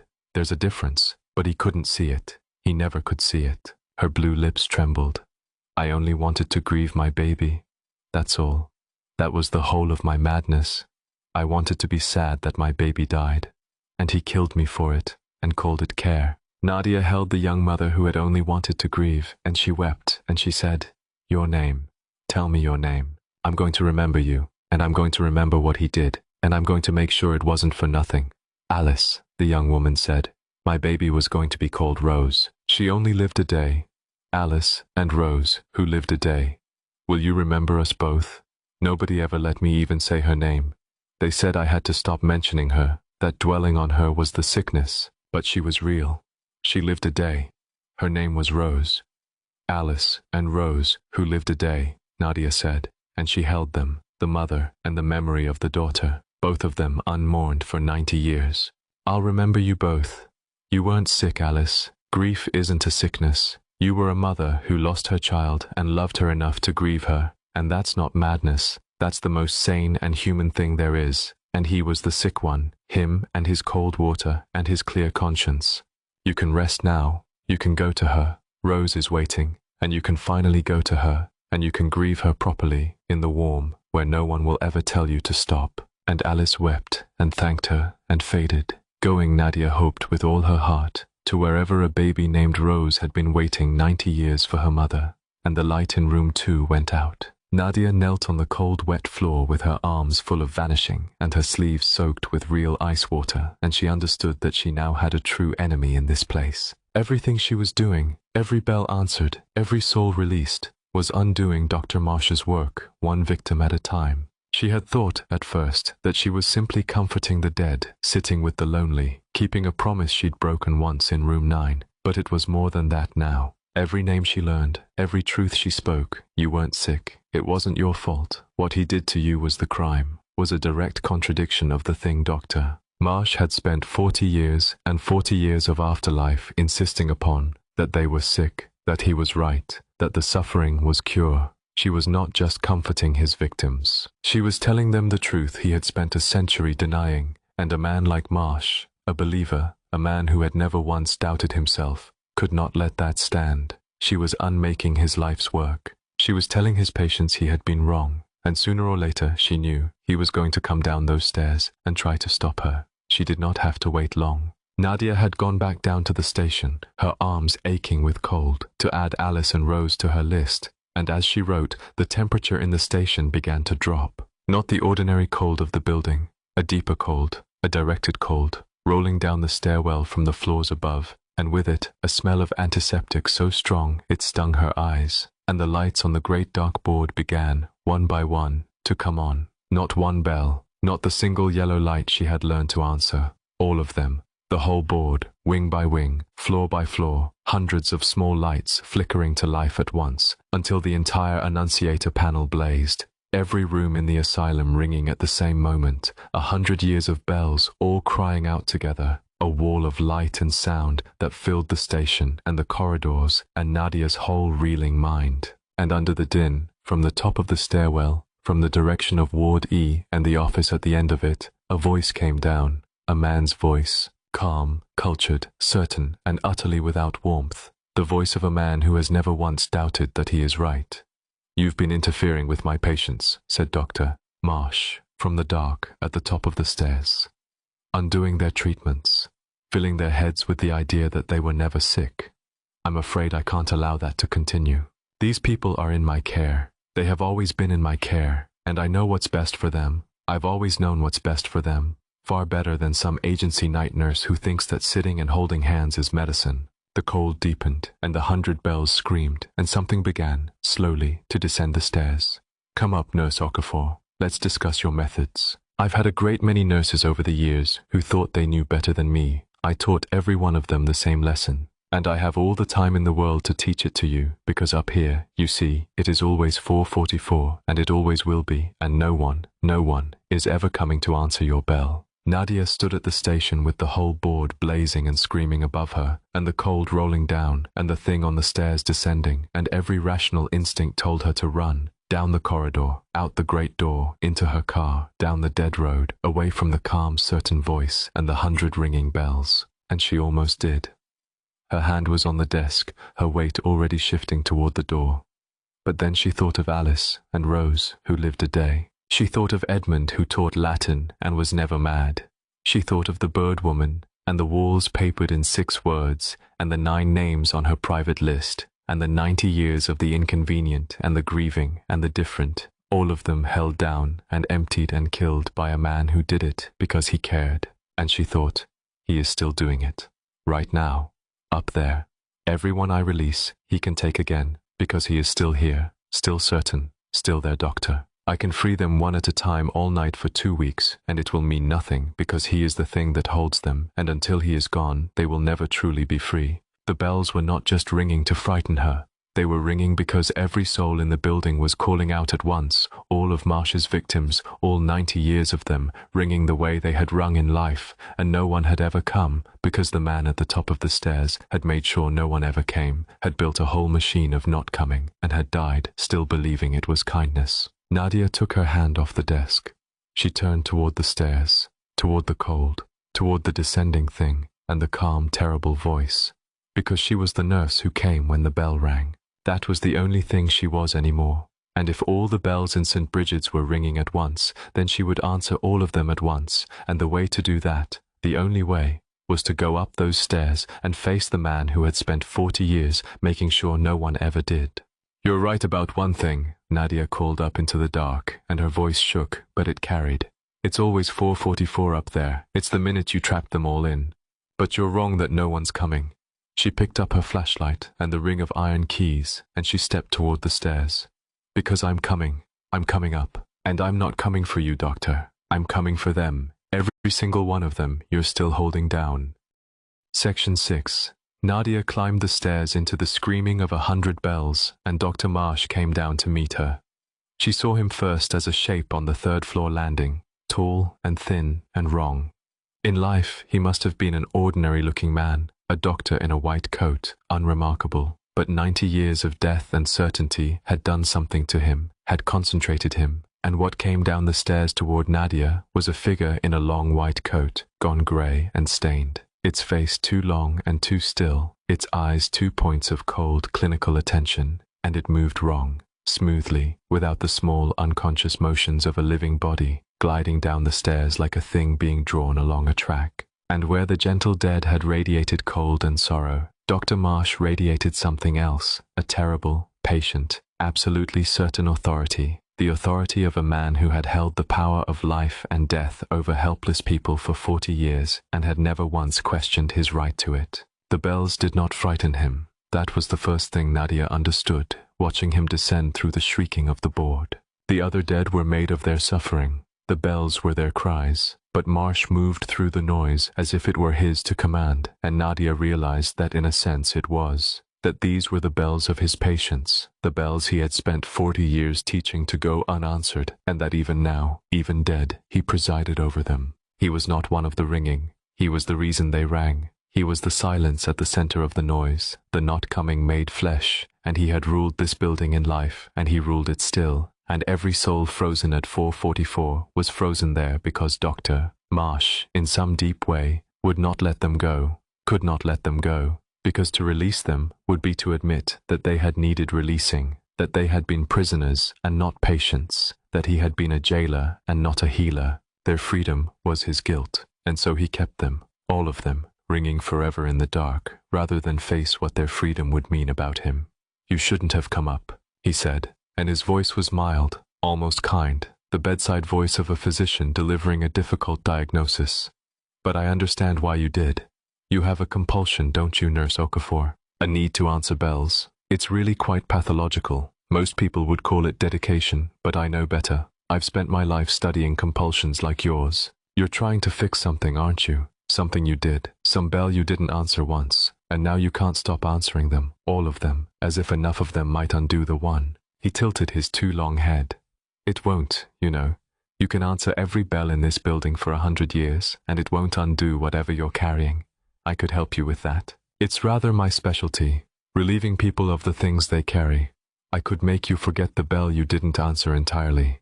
I've done it for hundreds of patients. They were all very grateful, or they were quiet, afterward, which comes to the same thing."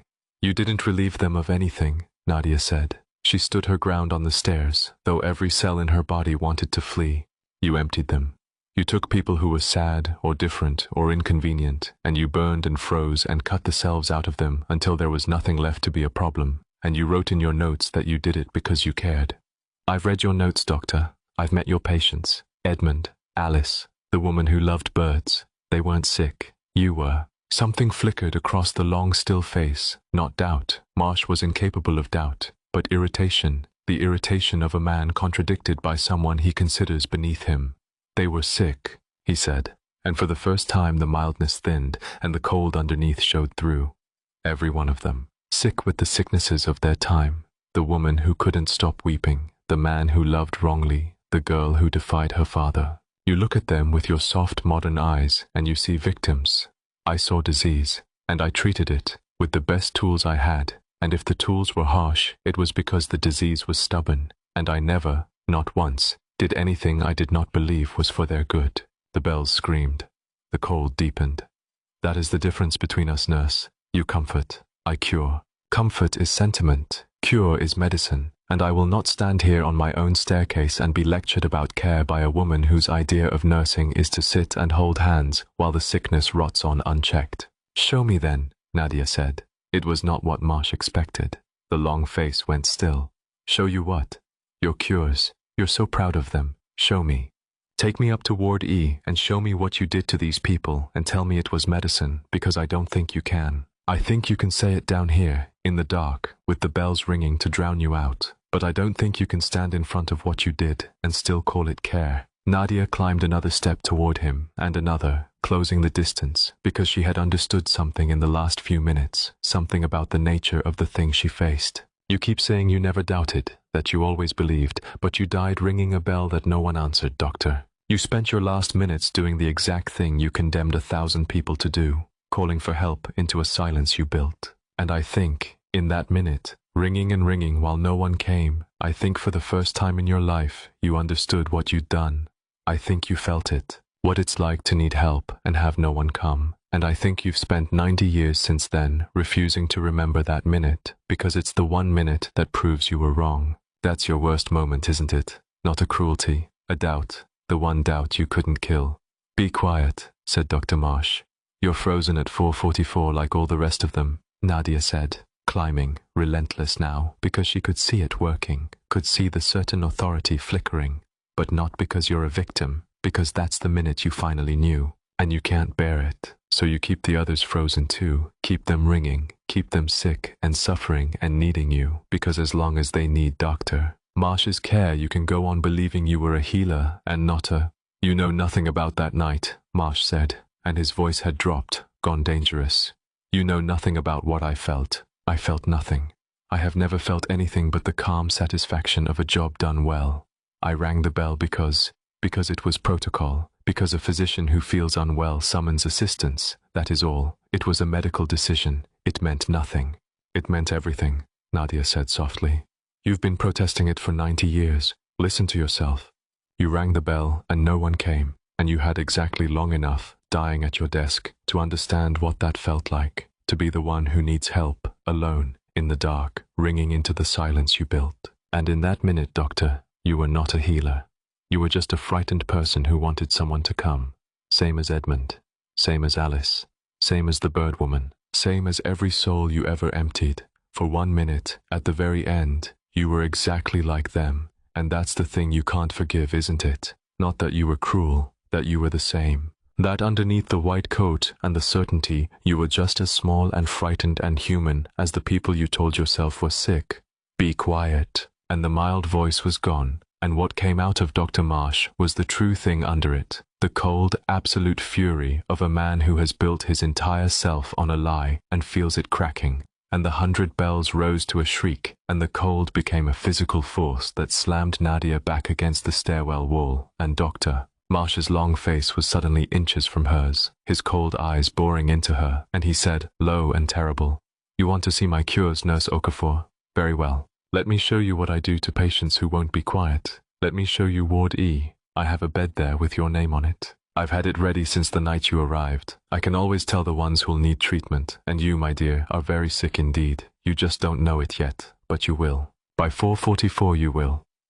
He seized her, cold hands, real hands, closing on her arms with a strength that no living man had, and he pulled her up the stairs, and Nadia fought, but she could not break the grip, and the door to Ward E stood open at the top, dark and waiting, and beyond it, the long ward stretched away, and now, in the screaming cold, Nadia could see it fully, not empty, not waiting, but full, every iron bed occupied, every strap buckled, the whole 90 years of Ward E's suffering happening at once, all the frozen minutes overlapping, the convulsing and the drowning and the restrained, and, in the beds she had not yet reached, worse things, the lobotomy beds, where patients lay with bandaged heads and empty faces, staring at nothing, their selves cut away, docile at last, cured. These were the worst of all, worse than the convulsing and the drowning, because the convulsing and the drowning were still someone, still suffering, still present, still a person in agony who could be comforted and freed.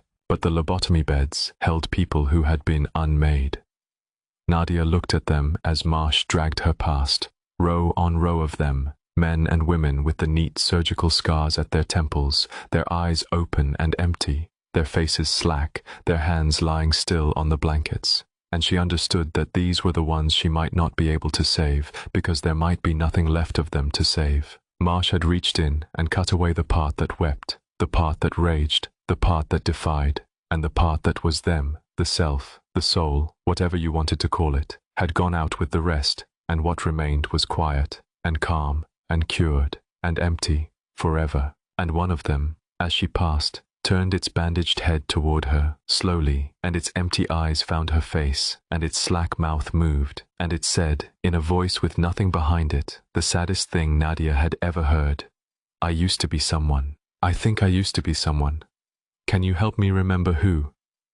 Dr. Marsh dragged her down the aisle of it, his masterwork, his 40 years, and he was talking, the mild voice back now, pleased, showing off. "You see," he said, "calm, every one of them, calm. When they came to me, they were weeping, raving, defiant, difficult, and look at them now, quiet, peaceful. That is what I gave them, peace. You call it emptiness, I call it the absence of the disease, and I could give it to you, nurse. All that weight you carry, the bell you didn't answer, the guilt that drives you up these stairs night after night, I could take it all away. One procedure. You'd never feel it again. You'd never feel anything again. Wouldn't that be a mercy? Wouldn't that be a kindness? To simply stop hurting?" And Nadia, dragged toward an empty bed with restraints hanging open, understood that this was the real danger of Dr. Marsh. Not his strength, not his cold, but his offer, because it was tempting. God help her, it was tempting. To put down the weight of room 9, to forget the bell she didn't answer, the face she couldn't remember, the guilt that had driven her to this dead place at the top of this dead road. He was offering her the one thing she had wanted since the night she failed, to stop hurting. And all she had to do was lie down on the bed and let him cut it out of her, the guilt and the grief and the memory and the self, all of it, and be, at last, quiet. "No," Nadia said. "No?" Marsh sounded almost disappointed. "You'd rather keep hurting? I'd rather keep feeling," Nadia said, and she planted her feet, and she stopped letting him drag her, and she turned to face him in the middle of his ward of the emptied. "That's the thing you never understood, doctor, in 40 years. The weight I carry, the guilt, the grief, the bell I didn't answer. It's not a disease. It's love. It's what love turns into when you fail someone. It hurts because it mattered, and if you cut it out of me, you wouldn't be curing me. You'd be killing the part of me that cares whether I come when the bell rings. You'd make me quiet. You'd make me you. And I would rather hurt every day for the rest of my life than stop caring for one single minute. That's not sickness. That's the whole of what it means to be a person. And you cut it out of 1,000 people and called it medicine. And that is the only real sickness that was ever in this building." She was breathing hard, and the cold was crushing her, and the straps on the bed behind her were rising like snakes, but she kept going, because words were the only weapon she had, and she could feel, somehow, that they were the right ones, that Marsh, who had never been contradicted in life and never doubted in death, was being reached by something at last. "You wanted to know why I answer the bells," she said. "You called it pathological. Here's the truth, doctor. I answer them because once I didn't. A woman rang for me, and I was on my break, and I didn't come, and she died alone and frightened, ringing, and I have never forgiven myself, and I never will, and you're right that I can't undo it. But I've learned something you never did in 40 years of trying to cut suffering out of people. I've learned that you don't undo a failure of love by becoming numb. You undo it by loving more. By coming, every time, for everyone, forever, no matter the cost. The guilt doesn't go away, but it turns into something. It turns into a nurse who will climb these stairs every single night and answer every single bell, because she knows in her bones, exactly what it costs to be the one who doesn't come. You made an army of the emptied, doctor. My guilt made me into someone who comes. Which of us do you really think was the healer?" "Doctor." Marsh stared at her, and for one moment, one single moment, something moved in the cold clinical eyes that might have been the old doubt, the 444 doubt, the thing he could not kill. Nadia saw it, and she pressed toward it, because she understood now that this was how he could be beaten, not with strength, which she did not have, but with the one thing he had spent a century refusing, the truth about himself.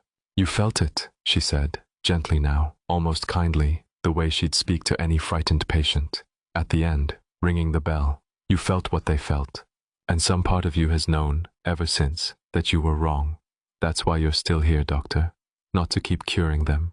To hide from that minute. You're the most frightened patient in this whole building, and no one has ever come for you, because no one could bear to, because of what you did. But I answer bells, even yours, even after everything, if you'd only ring it honestly, if you'd only admit you need.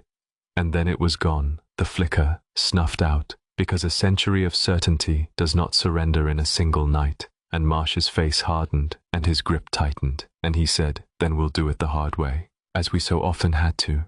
And he wrenched her toward the waiting bed, and the straps rose up of their own accord to receive her, and the whole ward of the emptied turned their bandaged empty faces toward her at once, and far below, on the great board, every light burned, and no bell in all of Saint Brigid's was going unanswered now, except the one that mattered, because there was no one left to answer Nadia's. But even as the straps closed cold around her wrists, Nadia was not afraid, not fully, because she had seen the flicker, and she knew now that Marsh was not invincible, that under the white coat and the century of certainty there was a frightened man who had died ringing a bell, and that the way to end him was not to fight him, but to do to him the very thing he could not survive, to come for him, to answer his bell, to offer the unforgivable man the mercy he had denied everyone, including himself. She did not know yet how she would get free of the straps to do it, but she knew, with the strange calm that had carried her up these stairs, that the answer to Dr. Marsh was not a weapon. It was a nurse, coming when he rang, at last, after 90 years, even though he was a monster, even though he deserved nothing, because that was what it meant to answer every bell, and Nadia had decided that she would answer every bell, and every did not have an exception in it, not even for him. Section 7. The straps closed cold around Nadia's wrists, and Dr. Marsh reached for the tray beside the bed, and on the tray, materializing out of the frozen minute the way the ice bath and the ECT machine had, was the instrument, the thin steel pick they had used to reach in and cut the self away, and Marsh took it up with the calm competence of a man who had done this 1,000 times, and he leaned over her, and his cold, long face filled her vision, and he said, "This won't hurt. That's the mercy of it. You won't feel the thing I take. You'll only feel afterward how much lighter you are, how quiet, how cured." And Nadia, strapped down, helpless, with the pick descending toward her, did the only thing she had left to do. Nadia lay strapped to the bed and looked up at the pick, and she was more frightened than she had ever been in her life. Not of dying. She had made a kind of peace with dying, somewhere in the months since room 9. She was frightened of the other thing, the thing Marsh was actually offering, to have the self cut out of her. The guilt and the grief and the love and the memory, to be made quiet and empty and cured, to become one of the slack-faced ones in the beds around her, docile forever. That was worse than death. To go on existing with the part that mattered, cut away, to be a body that no longer came when the bell rang. That was the one thing Nadia feared more than anything, because it was the opposite of everything she had decided to be. And she could not move. The straps held, the pick descended. And she had no strength left to fight with, no weapon, no escape. So she used the only thing she had left, which was the thing she had always had, the thing that had brought her up the stairs in the first place. She stopped fighting him, and she looked up into his cold, certain face, and instead of struggling, instead of pleading, she said quietly the thing no one had said to Dr. Marsh in 90 years. "You rang the bell. That night, at your desk. You rang it and no one came. I read it in the file. You were dying, and you were alone, and you were frightened, and you rang for help, and no one came." She held his cold eyes. "I came, doctor. I'm here. I'm answering your bell. 90 years late, but I'm here. What do you need?" The pick stopped. It was such a small thing to say, and it was the only thing in the world that could have stopped him, because it was the one thing he had spent 90 years making certain no one would ever say to him. He had built a fortress of certainty precisely so that he would never have to be the frightened person ringing the bell.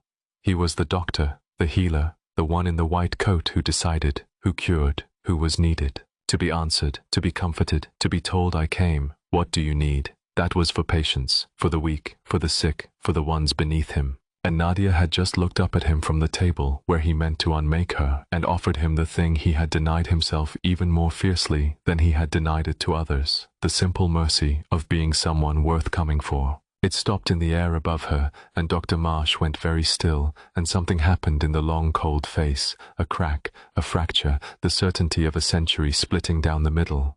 "No one," he said. His voice had changed. The mildness was gone, and the coldness was gone, and what was left underneath was small, and old, and afraid. No one came. I rang. I rang the bell. I had never rung it before. I was the one they rang for. I was the doctor. I did not ring. But I was dying, and I was so frightened, and I rang, and I heard it. I heard the bell ringing out at the station, and I waited for the night nurse to come, and she did not come, and I rang again, and no one came, and I understood that this was how it felt. This was how they all felt, all the ones He stopped. The pick trembled in his hand. I told myself it didn't matter. For 90 years I told myself. But you're right. That was the minute. That was the minute I knew. "I know," Nadia said gently. "I know, doctor, and I'm sorry. Not for you. For what you did, I'm not sorry, and I won't pretend to be. But I'm sorry that you died frightened and alone, because no one should die frightened and alone, not even you. That's the thing you never understood in 40 years. It isn't about whether they deserve it. Nobody deserves to ring and have no one come. Not your patients, not you, nobody." She was still strapped down, still helpless, but she spoke to him the way she spoke to every dying soul in the dark. "You spent your life deciding who deserved care and who deserved suffering, and you were wrong, because that was never yours to decide. Everyone gets answered. Everyone gets someone to come. That's not a reward for being good. It's just what we owe each other, all of us, the whole time. You never gave it, but I'm giving it to you now. I came. You're not alone. It's 4:44, and someone finally came." "Doctor." Marsh made a sound that Nadia had heard before, from Edmund, from Alice, from the bird woman, the sound of a soul that has been frozen in its worst minute for 90 years, feeling the minute, at last, begin to move. The pick fell from his hand and struck the floor and vanished, and the terrible certain authority went out of him all at once, like water running out of a cracked vessel, and what was left standing beside the bed was not a monster, but an old man in a stained white coat, bewildered, weeping, undone. "I was so sure," he said. "All my life, I was so sure I was helping them. How could I have been so sure and so wrong?" "Because being sure is easy," Nadia said. "And coming when the bell rings is hard. You chose the easy thing, doctor, and you called it medicine, and you did it for 40 years. But it's not too late to do one hard thing." The straps had loosened around her wrists. She felt them go slack as the frozen minute began to thaw, and she sat up, slowly, and she looked at the ward around her, at the 100 beds, at the convulsing and the drowning and the emptied, all of them still frozen, still suffering, still held. "Let them go," she said. "That's the hard thing. That's the only thing that might be worth anything after everything you did. You've kept them here 90 years because their freedom would mean you were wrong. Well, you were wrong. You know it now. So let them go. Release them. Answer, for once, the only way that matters. Let them all go free." Dr. Marsh looked down the long ward of his life's work, at the 90 years of the suffering and the emptied, and his old face crumpled, and he whispered, "I don't know how. I only ever knew how to keep them." "I'll help you," Nadia said, and she stood, free of the straps, and she took the weeping old monster's cold hand in hers, because she answered every bell, and every had no exception, and this was the last and hardest bell of all, and she said, "We'll do it together, one at a time, the way it should always have been done. You're going to walk this ward with me, doctor, and you're going to look at each one of them, really look, and you're going to say their names, and you're going to tell them the truth, that they were never sick, that you were wrong, that you're sorry, and then they can go. Come on, it's time to make your rounds, real rounds, the first real rounds of your whole life." He looked at her, this old undone monster, and he said the thing that told her she had won. Not the fight, there had been no fight, but the deeper thing, the thing she had come up the stairs for without knowing it. "Why are you helping me?" he asked. "After what I am, after what I meant to do to you, just now, on that table. Why would you help me do anything? Because you rang a bell." Nadia said simply, "And I'm a nurse, and I came. That's all it's ever been. That's all it ever needs to be. You spent 40 years deciding who deserved help. I decided a long time ago to stop deciding, to just come, every time, for everyone, and let the deserving sort itself out somewhere above my pay grade. You don't deserve my help, doctor. Almost nobody does, if you start measuring. That's exactly why I don't measure. Now take my hand, and let's set them free. And so the monster and the nurse walked Ward E together in the frozen cold minute and answered 90 years of bells. They went to Edmund's bed, for Edmund had come back, they all had, drawn back into their frozen minutes by Marsh's grip, and only truly freed now. And Marsh looked at the man he had shocked into silence for the crime of loving, and his voice shook, and he said, "Edmund, you were not mad. I knew you were not mad. I told myself you were because it was easier than defying your family and my own certainty. You loved someone, and there was never anything wrong with that, and I burned it out of you and called it treatment, and I was wrong, and I am sorry." And Edmund, the Latin teacher, looked at his tormentor with an expression Nadia would never forget. Not forgiveness, exactly, but release. The release of a man who has waited 90 years to hear the truth spoken by the one who denied it. And he faded, free, gone into the light. They went to Alice, and Marsh said, "You were grieving your child. Grief is not madness. I killed a grieving mother and called it care, and I was wrong, and I am sorry, and I hope you find your rose." And Alice faded, going to her daughter at last. They went to the bird woman, and to the drowned, and to the convulsing, and to all the beds, one by one, down the whole long ward, and at each one the old doctor spoke the name, and the truth, and the sorry, and at each one a soul that had been frozen for 90 years felt the minute move and was released, faded, gone free into whatever waited past the dark, and the ward, bed by bed, began to empty, truly empty. Not the false emptiness of the dust-sheeted dead, but the real emptiness of a place whose ghosts have finally been let go. It took hours, or it took no time at all. Time did not run true in the frozen minute, but Nadia walked every step of it beside the man she had come to stop, and she made him do the thing he had never done. She made him see them, not as cases, not as diseases, not as problems to be managed, but as people. She stood beside him at each bed, and she would not let him look away, and she said softly, when his voice failed, "Look at her. Say her name. Tell her the truth." And he did, bed after bed, and with each one Nadia watched something happen to Dr. Marsh that she had not expected and did not entirely want. She watched him begin, 90 years too late, to understand, to feel the weight of it, to become, at the very end, capable of the grief that his whole life had been built to avoid.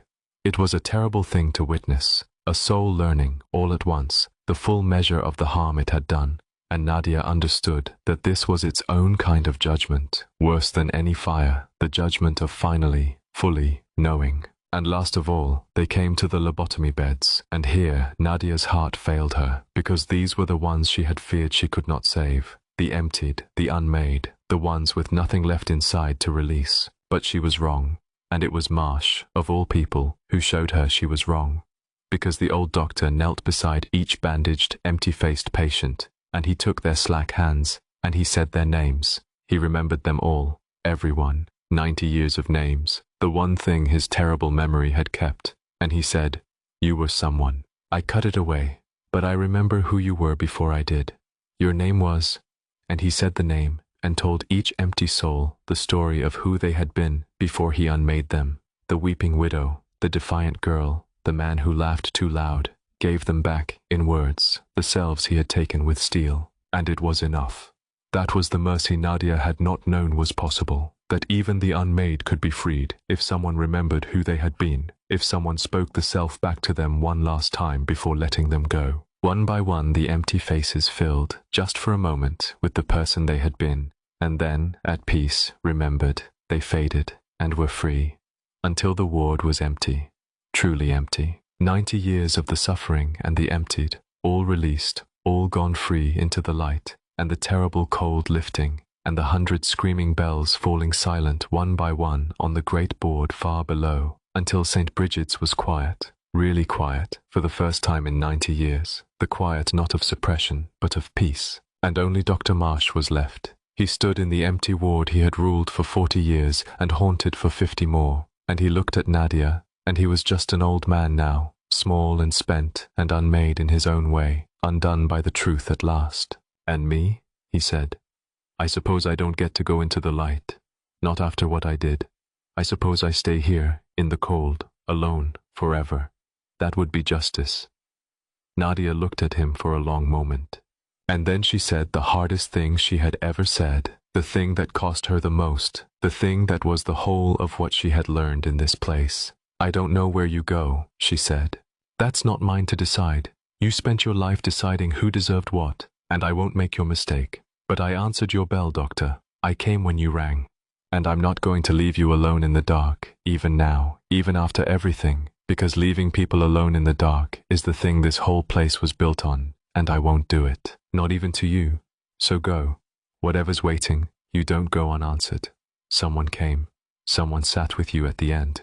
That's all I have to give. It has to be enough, because it's the only thing that was ever worth anything in 90 years of this terrible place. And she stayed with him, did not turn away, did not flee, kept her eyes on his the way she'd kept her eyes on 100 dying patients, until the old doctor, weeping, undone, finally let go of the 90 years and the certainty and the terrible weight of everything he had done, and faded, alone but not unaccompanied, into whatever waited past the frozen minute. Nadia did not know if it was mercy or justice or something with no name that received him. She only knew that no one, not even a monster, should cross into the dark with no one there to see them go, and that she had been the one to see him, and that this was either the most foolish thing she had ever done, or the truest, and that at Saint Brigid's, in the end, they came to the same thing. The last light on the great board, far below, went dark, and Saint Brigid's, released, fell silent at last, and Nadia stood alone in the empty ward, in the lifting cold, shaking, spent, alive, and understood that it was over, that she had done it, that the bells were answered, and the ward was free. She stood there a long time in the returning quiet and let herself feel the enormity of it. 90 years of suffering, ended, 100 souls, freed, and the thing she had carried up the stairs, the guilt of room 9, the bell she hadn't answered. She felt it shift in her, not gone, never gone, but changed, lightened, given a meaning it had never had before. She had failed one patient, once, in the worst way, and out of that failure she had become someone who could climb into the heart of a haunted asylum and free 100 of the abandoned dead, could face a monster and unmake him not with violence, but with the simple refusal to let anyone ring unanswered. The failure had not been redeemed. You could not redeem a death, could not undo it, could not earn it back, but it had been transfigured. It had made her into the thing that came. And that, she understood now, standing in the silent ward, was the only kind of redemption that was real, not the undoing of the wrong, but the becoming of someone who would never do it again, whatever it cost. But she was wrong that it was over. She had freed everyone in St. Brigid's that night, everyone but one, and the last bell, the one that mattered, had not yet rung. It was still waiting, in a room she had not yet entered, on the far side of the ward, behind a door she had walked past every night without opening. And it would ring before the 2 weeks were done. It would ring at 4:44, like all the others, and when it did, Nadia would climb the stairs to answer it, the way she answered every bell, not knowing, until she opened the door, whose bell it was. Section 8. After the night she freed Ward E, the bells stopped.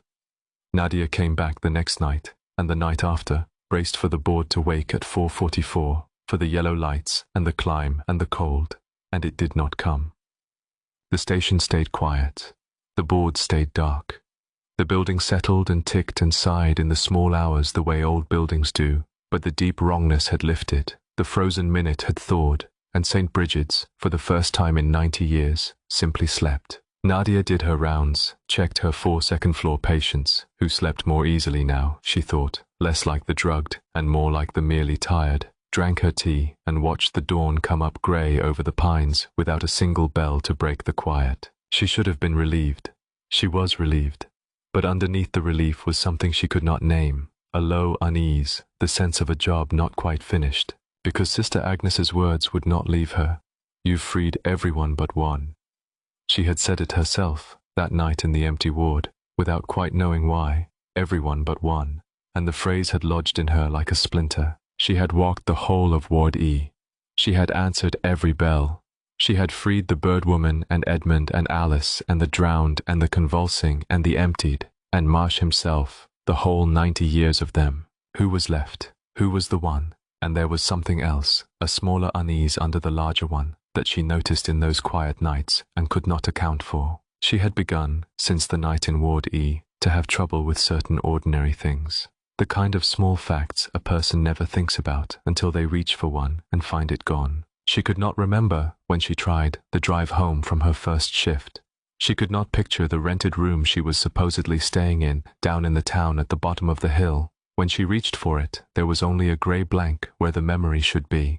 She could not remember the name of the agency that had sent her, or the voice on the phone that had offered her the job, or signing any paperwork, or her own address, or the last time she had eaten. She told herself it was exhaustion, that 2 weeks of night shifts and terror and grief would scramble anyone's sense of the ordinary, that she was running on no sleep and too much adrenaline, that the blanks would fill back in once the job was done and she went home. She told herself that, and mostly she believed it, because the alternative was a question she did not know how to ask, and there was too much else to think about. There was the last door. She asked Sister Agnes about it, on the 8th morning, over the cold tea that had become their ritual.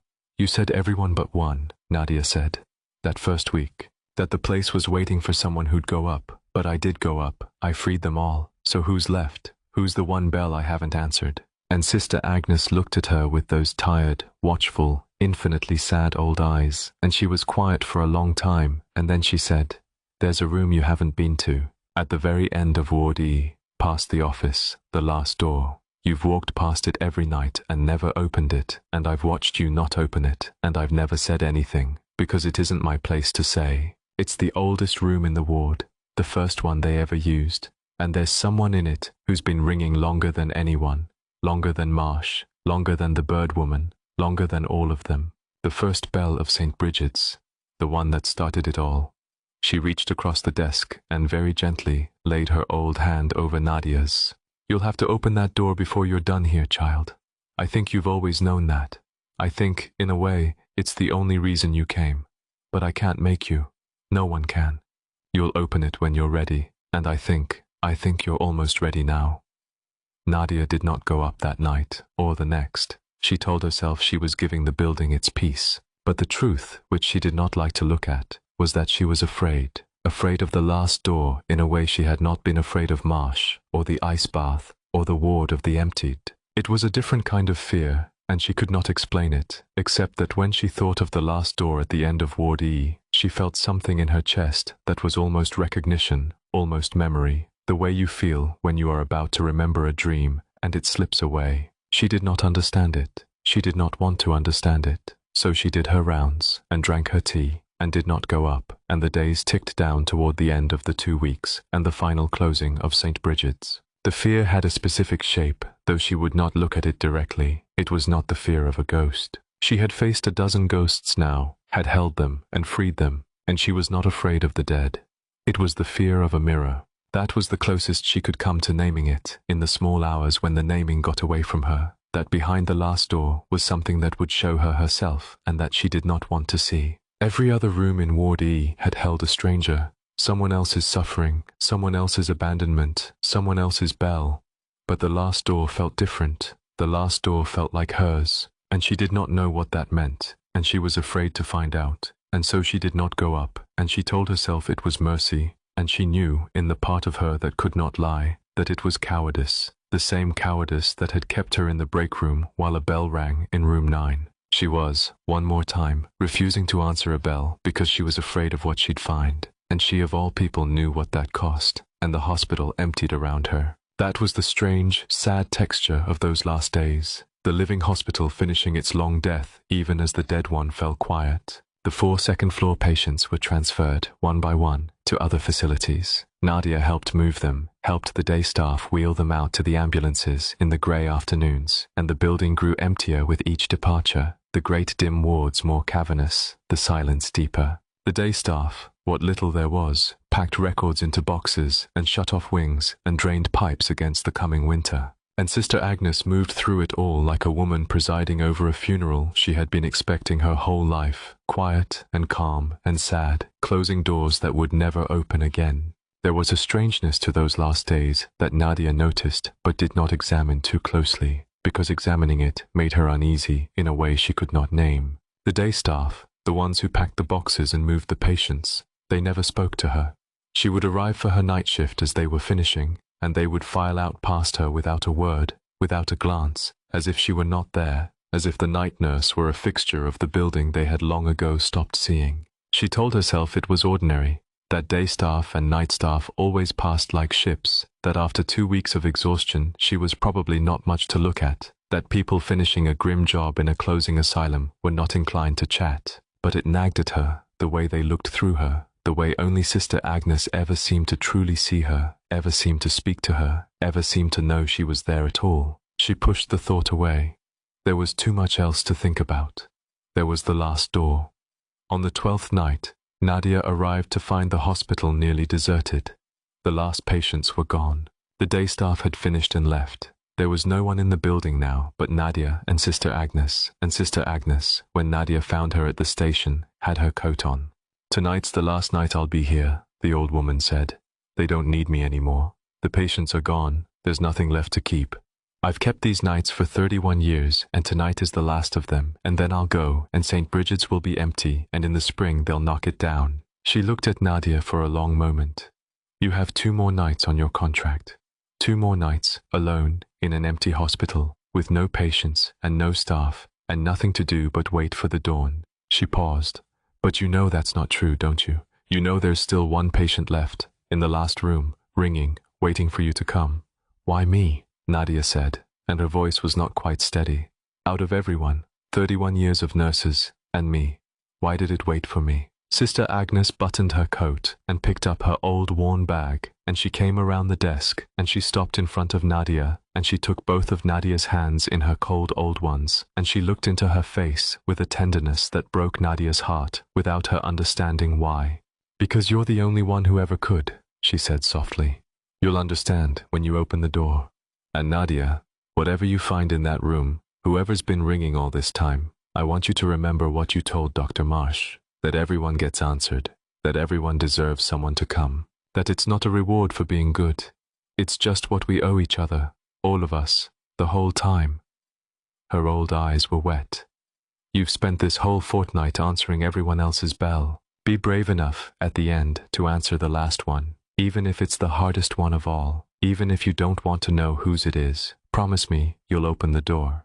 "I promise," Nadia said, though she did not understand. Though her heart was pounding, though every instinct told her that the last door was different, that the last door was the one that would change everything. "There's one more thing I want you to know," Sister Agnes said, and her voice was very gentle now, very careful, the voice of someone laying down a truth as softly as they can, so it will not cut too deep. "I never told you my whole name. It's Agnes Okafor." She watched Nadia's face. "A long time ago, before you were born, I had a sister, and I loved her more than anything in the world. And she was sad, after a great loss, sadder than she could bear, and the world in those days did not know what to do with a sad woman, and she was brought to a place like this, and I was young, and I was afraid, and I did not fight for her the way I should have. I let them take her. And I have spent my whole life since then keeping the nights in places like this one, answering bells, trying to be for other people's sisters what I failed to be for my own." Her wet old eyes held Nadia's. "You have her face, child. You've had it since the night you came. I knew you the moment I saw you. Now go up and open the door and be brave, and remember, whoever is behind it has been waiting a very, very long time for someone to come. Don't make her wait any longer." And Sister Agnes, Agnes Okafor, smiled a sad, proud, tender smile, the smile of someone letting go of something they had carried a very long time, and she squeezed Nadia's hands, and she said, "Goodbye, Nadia. I'll think of you. I've always thought of you." And she let go, and she walked to the great door, and she went out into the dark, and she did not look back, and the door boomed shut behind her, and Nadia was alone in the empty hospital, with a name ringing in her ears. "Okafor," she said. "Okafor, that's my name. Why do we have the same name?" A question she pushed down, because there was no time, because the last bell was waiting, because she had promised. She lasted 1 more night without going up.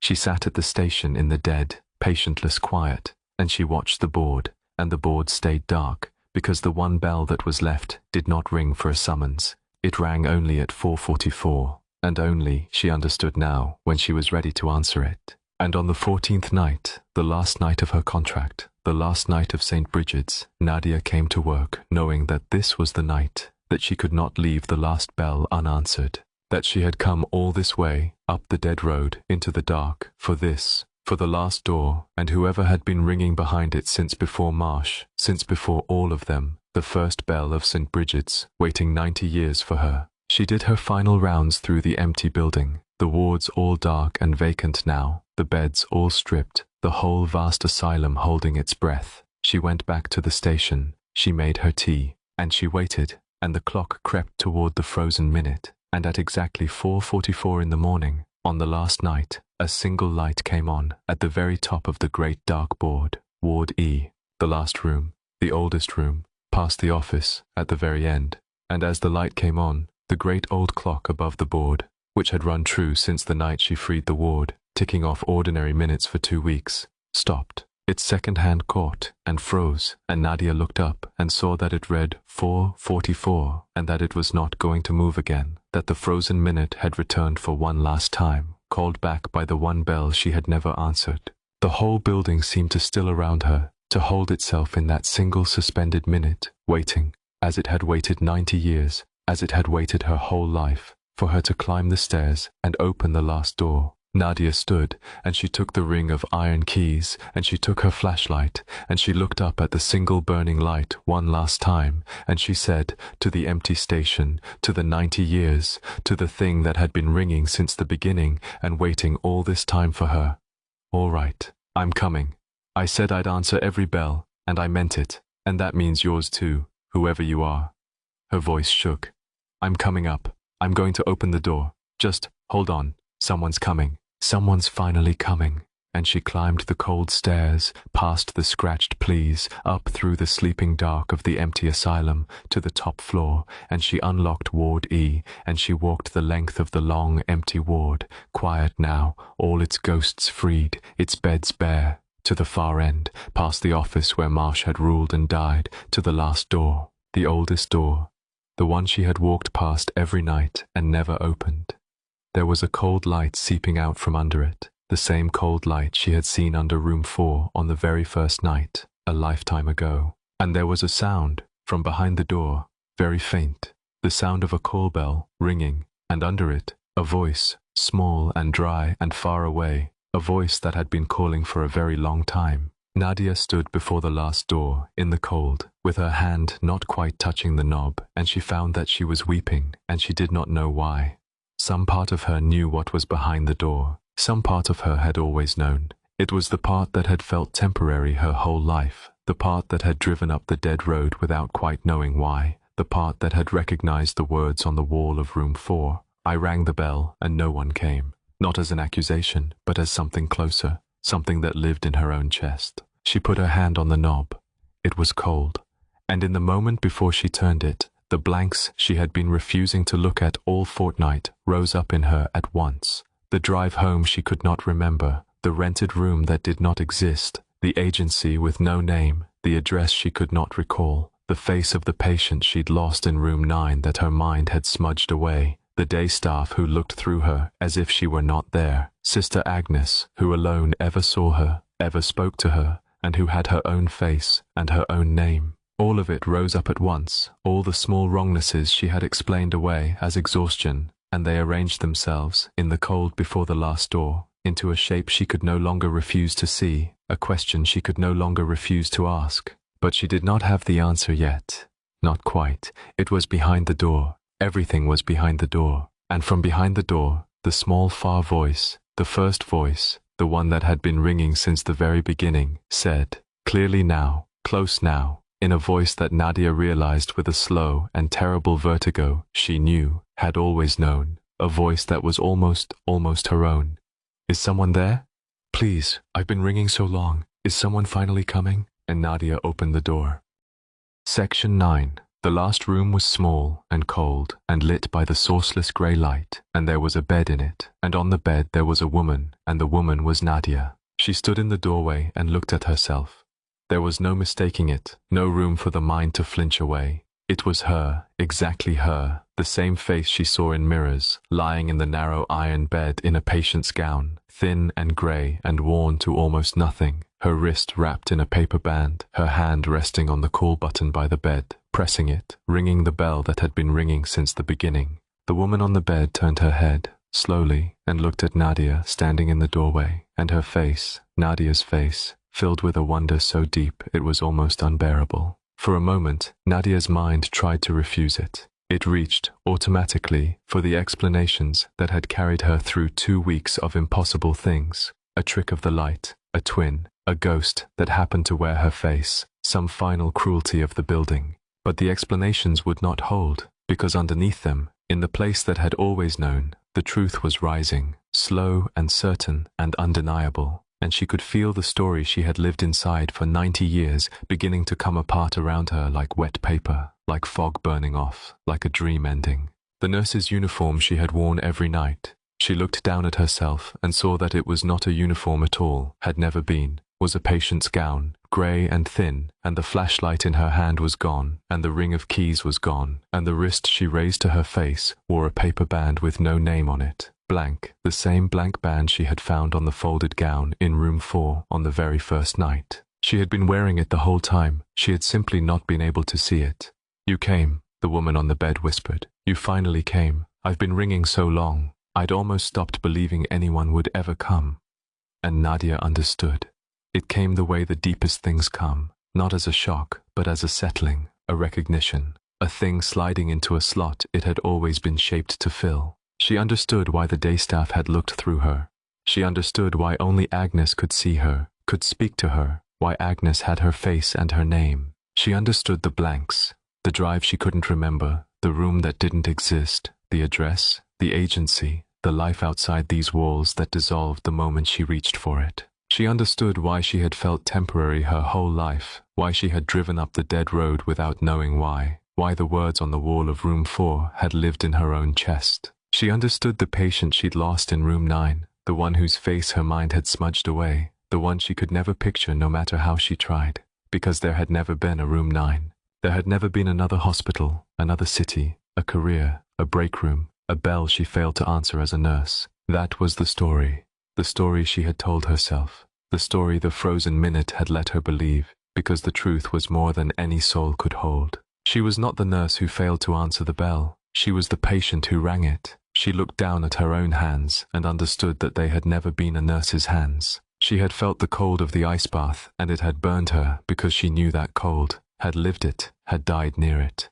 She had unbuckled the straps with fingers that knew exactly how they felt because they had worn them. She had walked into every frozen minute of suffering in Ward E and known it, intimately, from the inside, and told herself it was a nurse's empathy, a professional's practiced compassion, when the truth was simpler and worse. She knew because she was one of them. She had never been visiting the suffering of Saint Brigid's. She had been surrounded by her own. She was the woman on the bed. She had always been the woman on the bed. Nadia Okafor, brought to Saint Brigid's a lifetime ago, sad past bearing after a loss the world would not let her grieve, committed by a frightened family, kept in this cold ward, and one night at 4:44, alone and afraid and needing help. She had rung the bell, and the night nurse had been on her break, and no one had come, and she had died here, in this bed, ringing, unanswered, in the dark. And her soul, unable to bear the truth of its own abandonment, had done what the most wounded souls in this place did. It had built a story to hide inside. It had turned the unbearable fact, I was a patient, and I rang, and no one came, and I died alone, inside out, and made itself the nurse instead of the patient, the one who failed to come, rather than the one no one came for, because it was easier, somehow, to carry the guilt of not answering than the grief of not being answered. For 90 years, she had walked this hospital believing she was its nurse, answering every bell but her own, freeing every soul but herself, because the one soul she could not face, the one bell she could not answer, was the one in the last room, her own. "I know who you are," Nadia said, and her voice broke, and she came into the room, and she crossed to the bed, and she knelt beside the woman who was herself. "I know now. You're me. I'm you. We're the same. You're the patient. You rang the bell and no one came, and you died here, alone, and I've spent, I don't even know how long, pretending to be the nurse, so I wouldn't have to be you. so I wouldn't have to be the one who rang and wasn't answered. The woman on the bed, the true self, the patient, the one who had waited 90 years, looked at her with infinite tenderness. "It's all right," she said. "I understand why you did it. It was too much. What they did to us, what it felt like to ring and have no one come. No one could hold that and stay whole.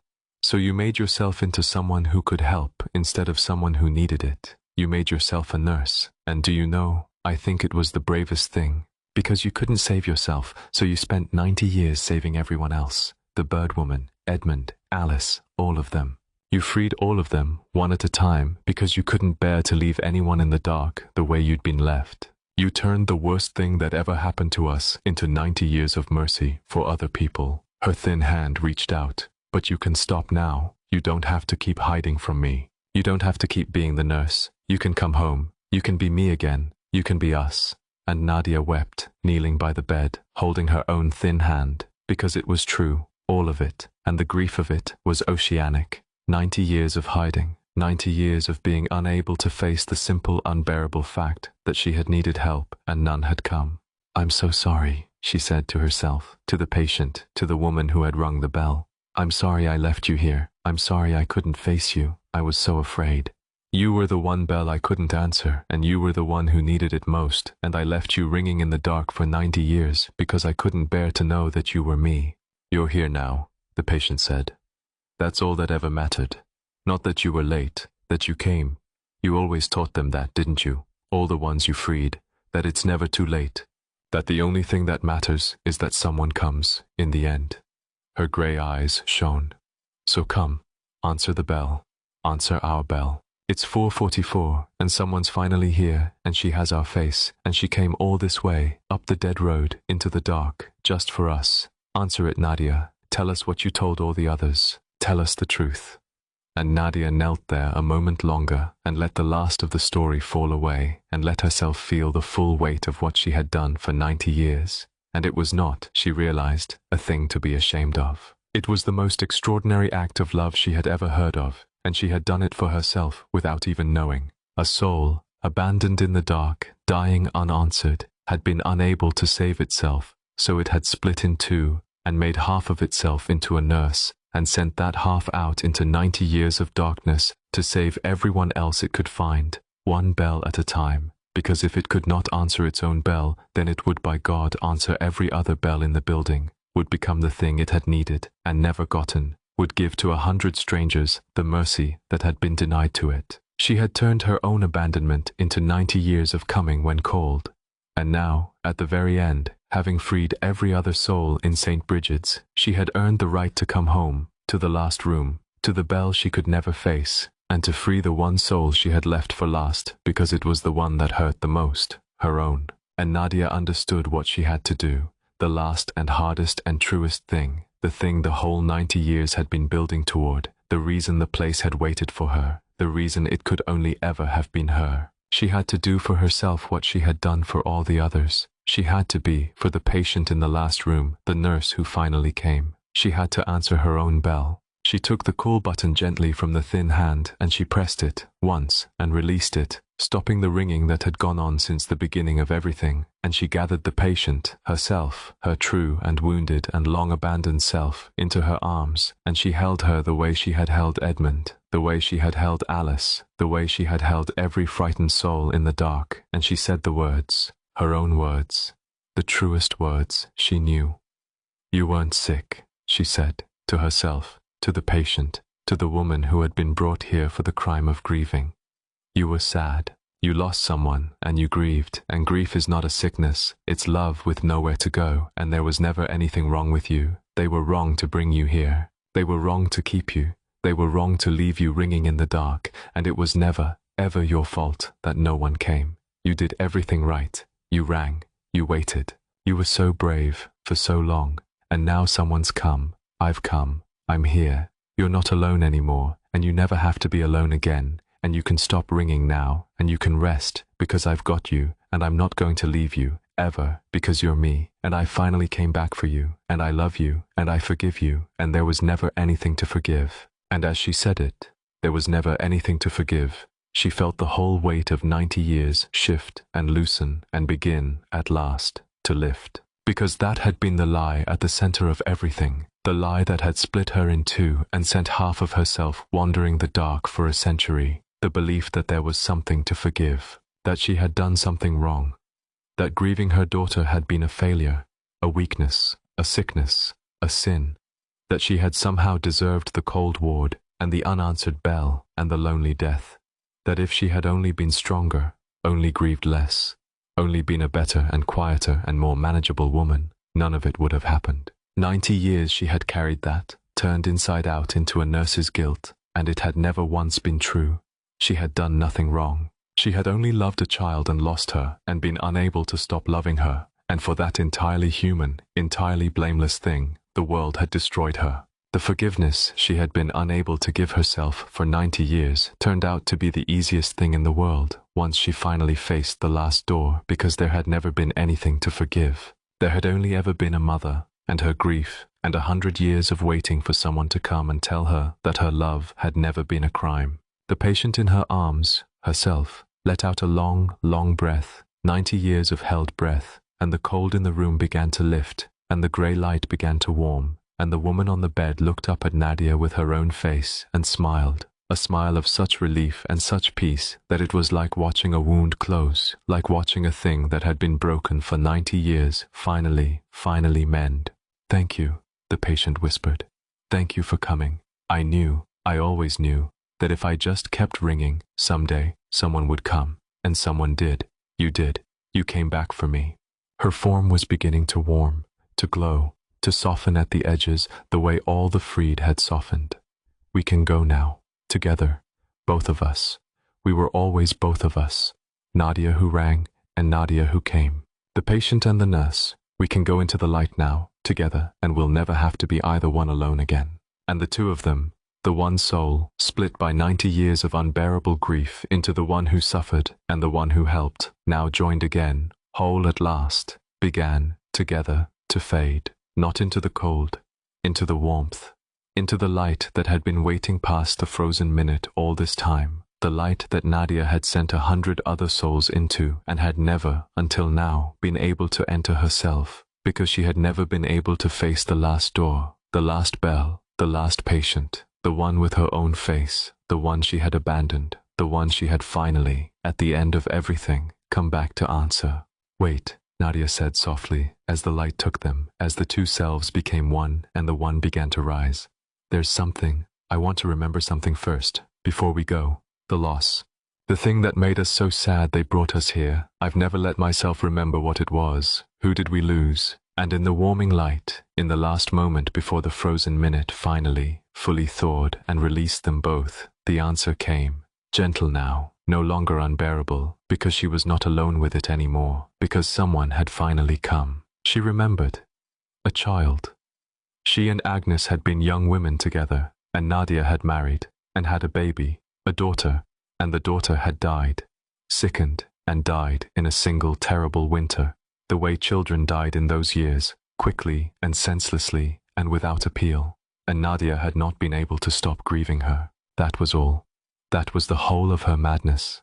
She had lost her child, and she had grieved past the span the world allowed, past the point where her family knew what to do with her, and in an age that called a grieving mother sick, they had brought her here, to Dr. Marsh, to be cured of her love, and she had rung the bell one night, needing help, and no one had come, and she had died still grieving, still loving, still calling for the daughter she had lost. And her sister Agnes, who had let it happen, who had been too young and too afraid to fight for her, had spent her whole life since in penance, keeping the nights in places like this, coming when other people's bells rang, hoping against hope that somewhere, somehow, her sister's bell might finally be answered. And it had been.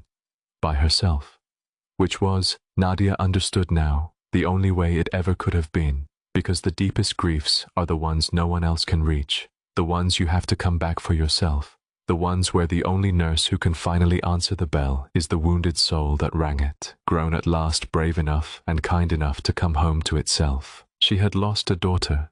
That was never a sickness. It was the purest love there is, love for a child, love that outlasts the child, love that the world had called madness because it could not bear to look at it, and she had carried it, unanswered, for 90 years. And now, at last, someone had come. And Nadia smiled, through her tears, in the light, and she understood the last thing, the thing that made the whole 90 years bearable at last, that she had not been abandoned after all, that someone had spent a lifetime coming for her.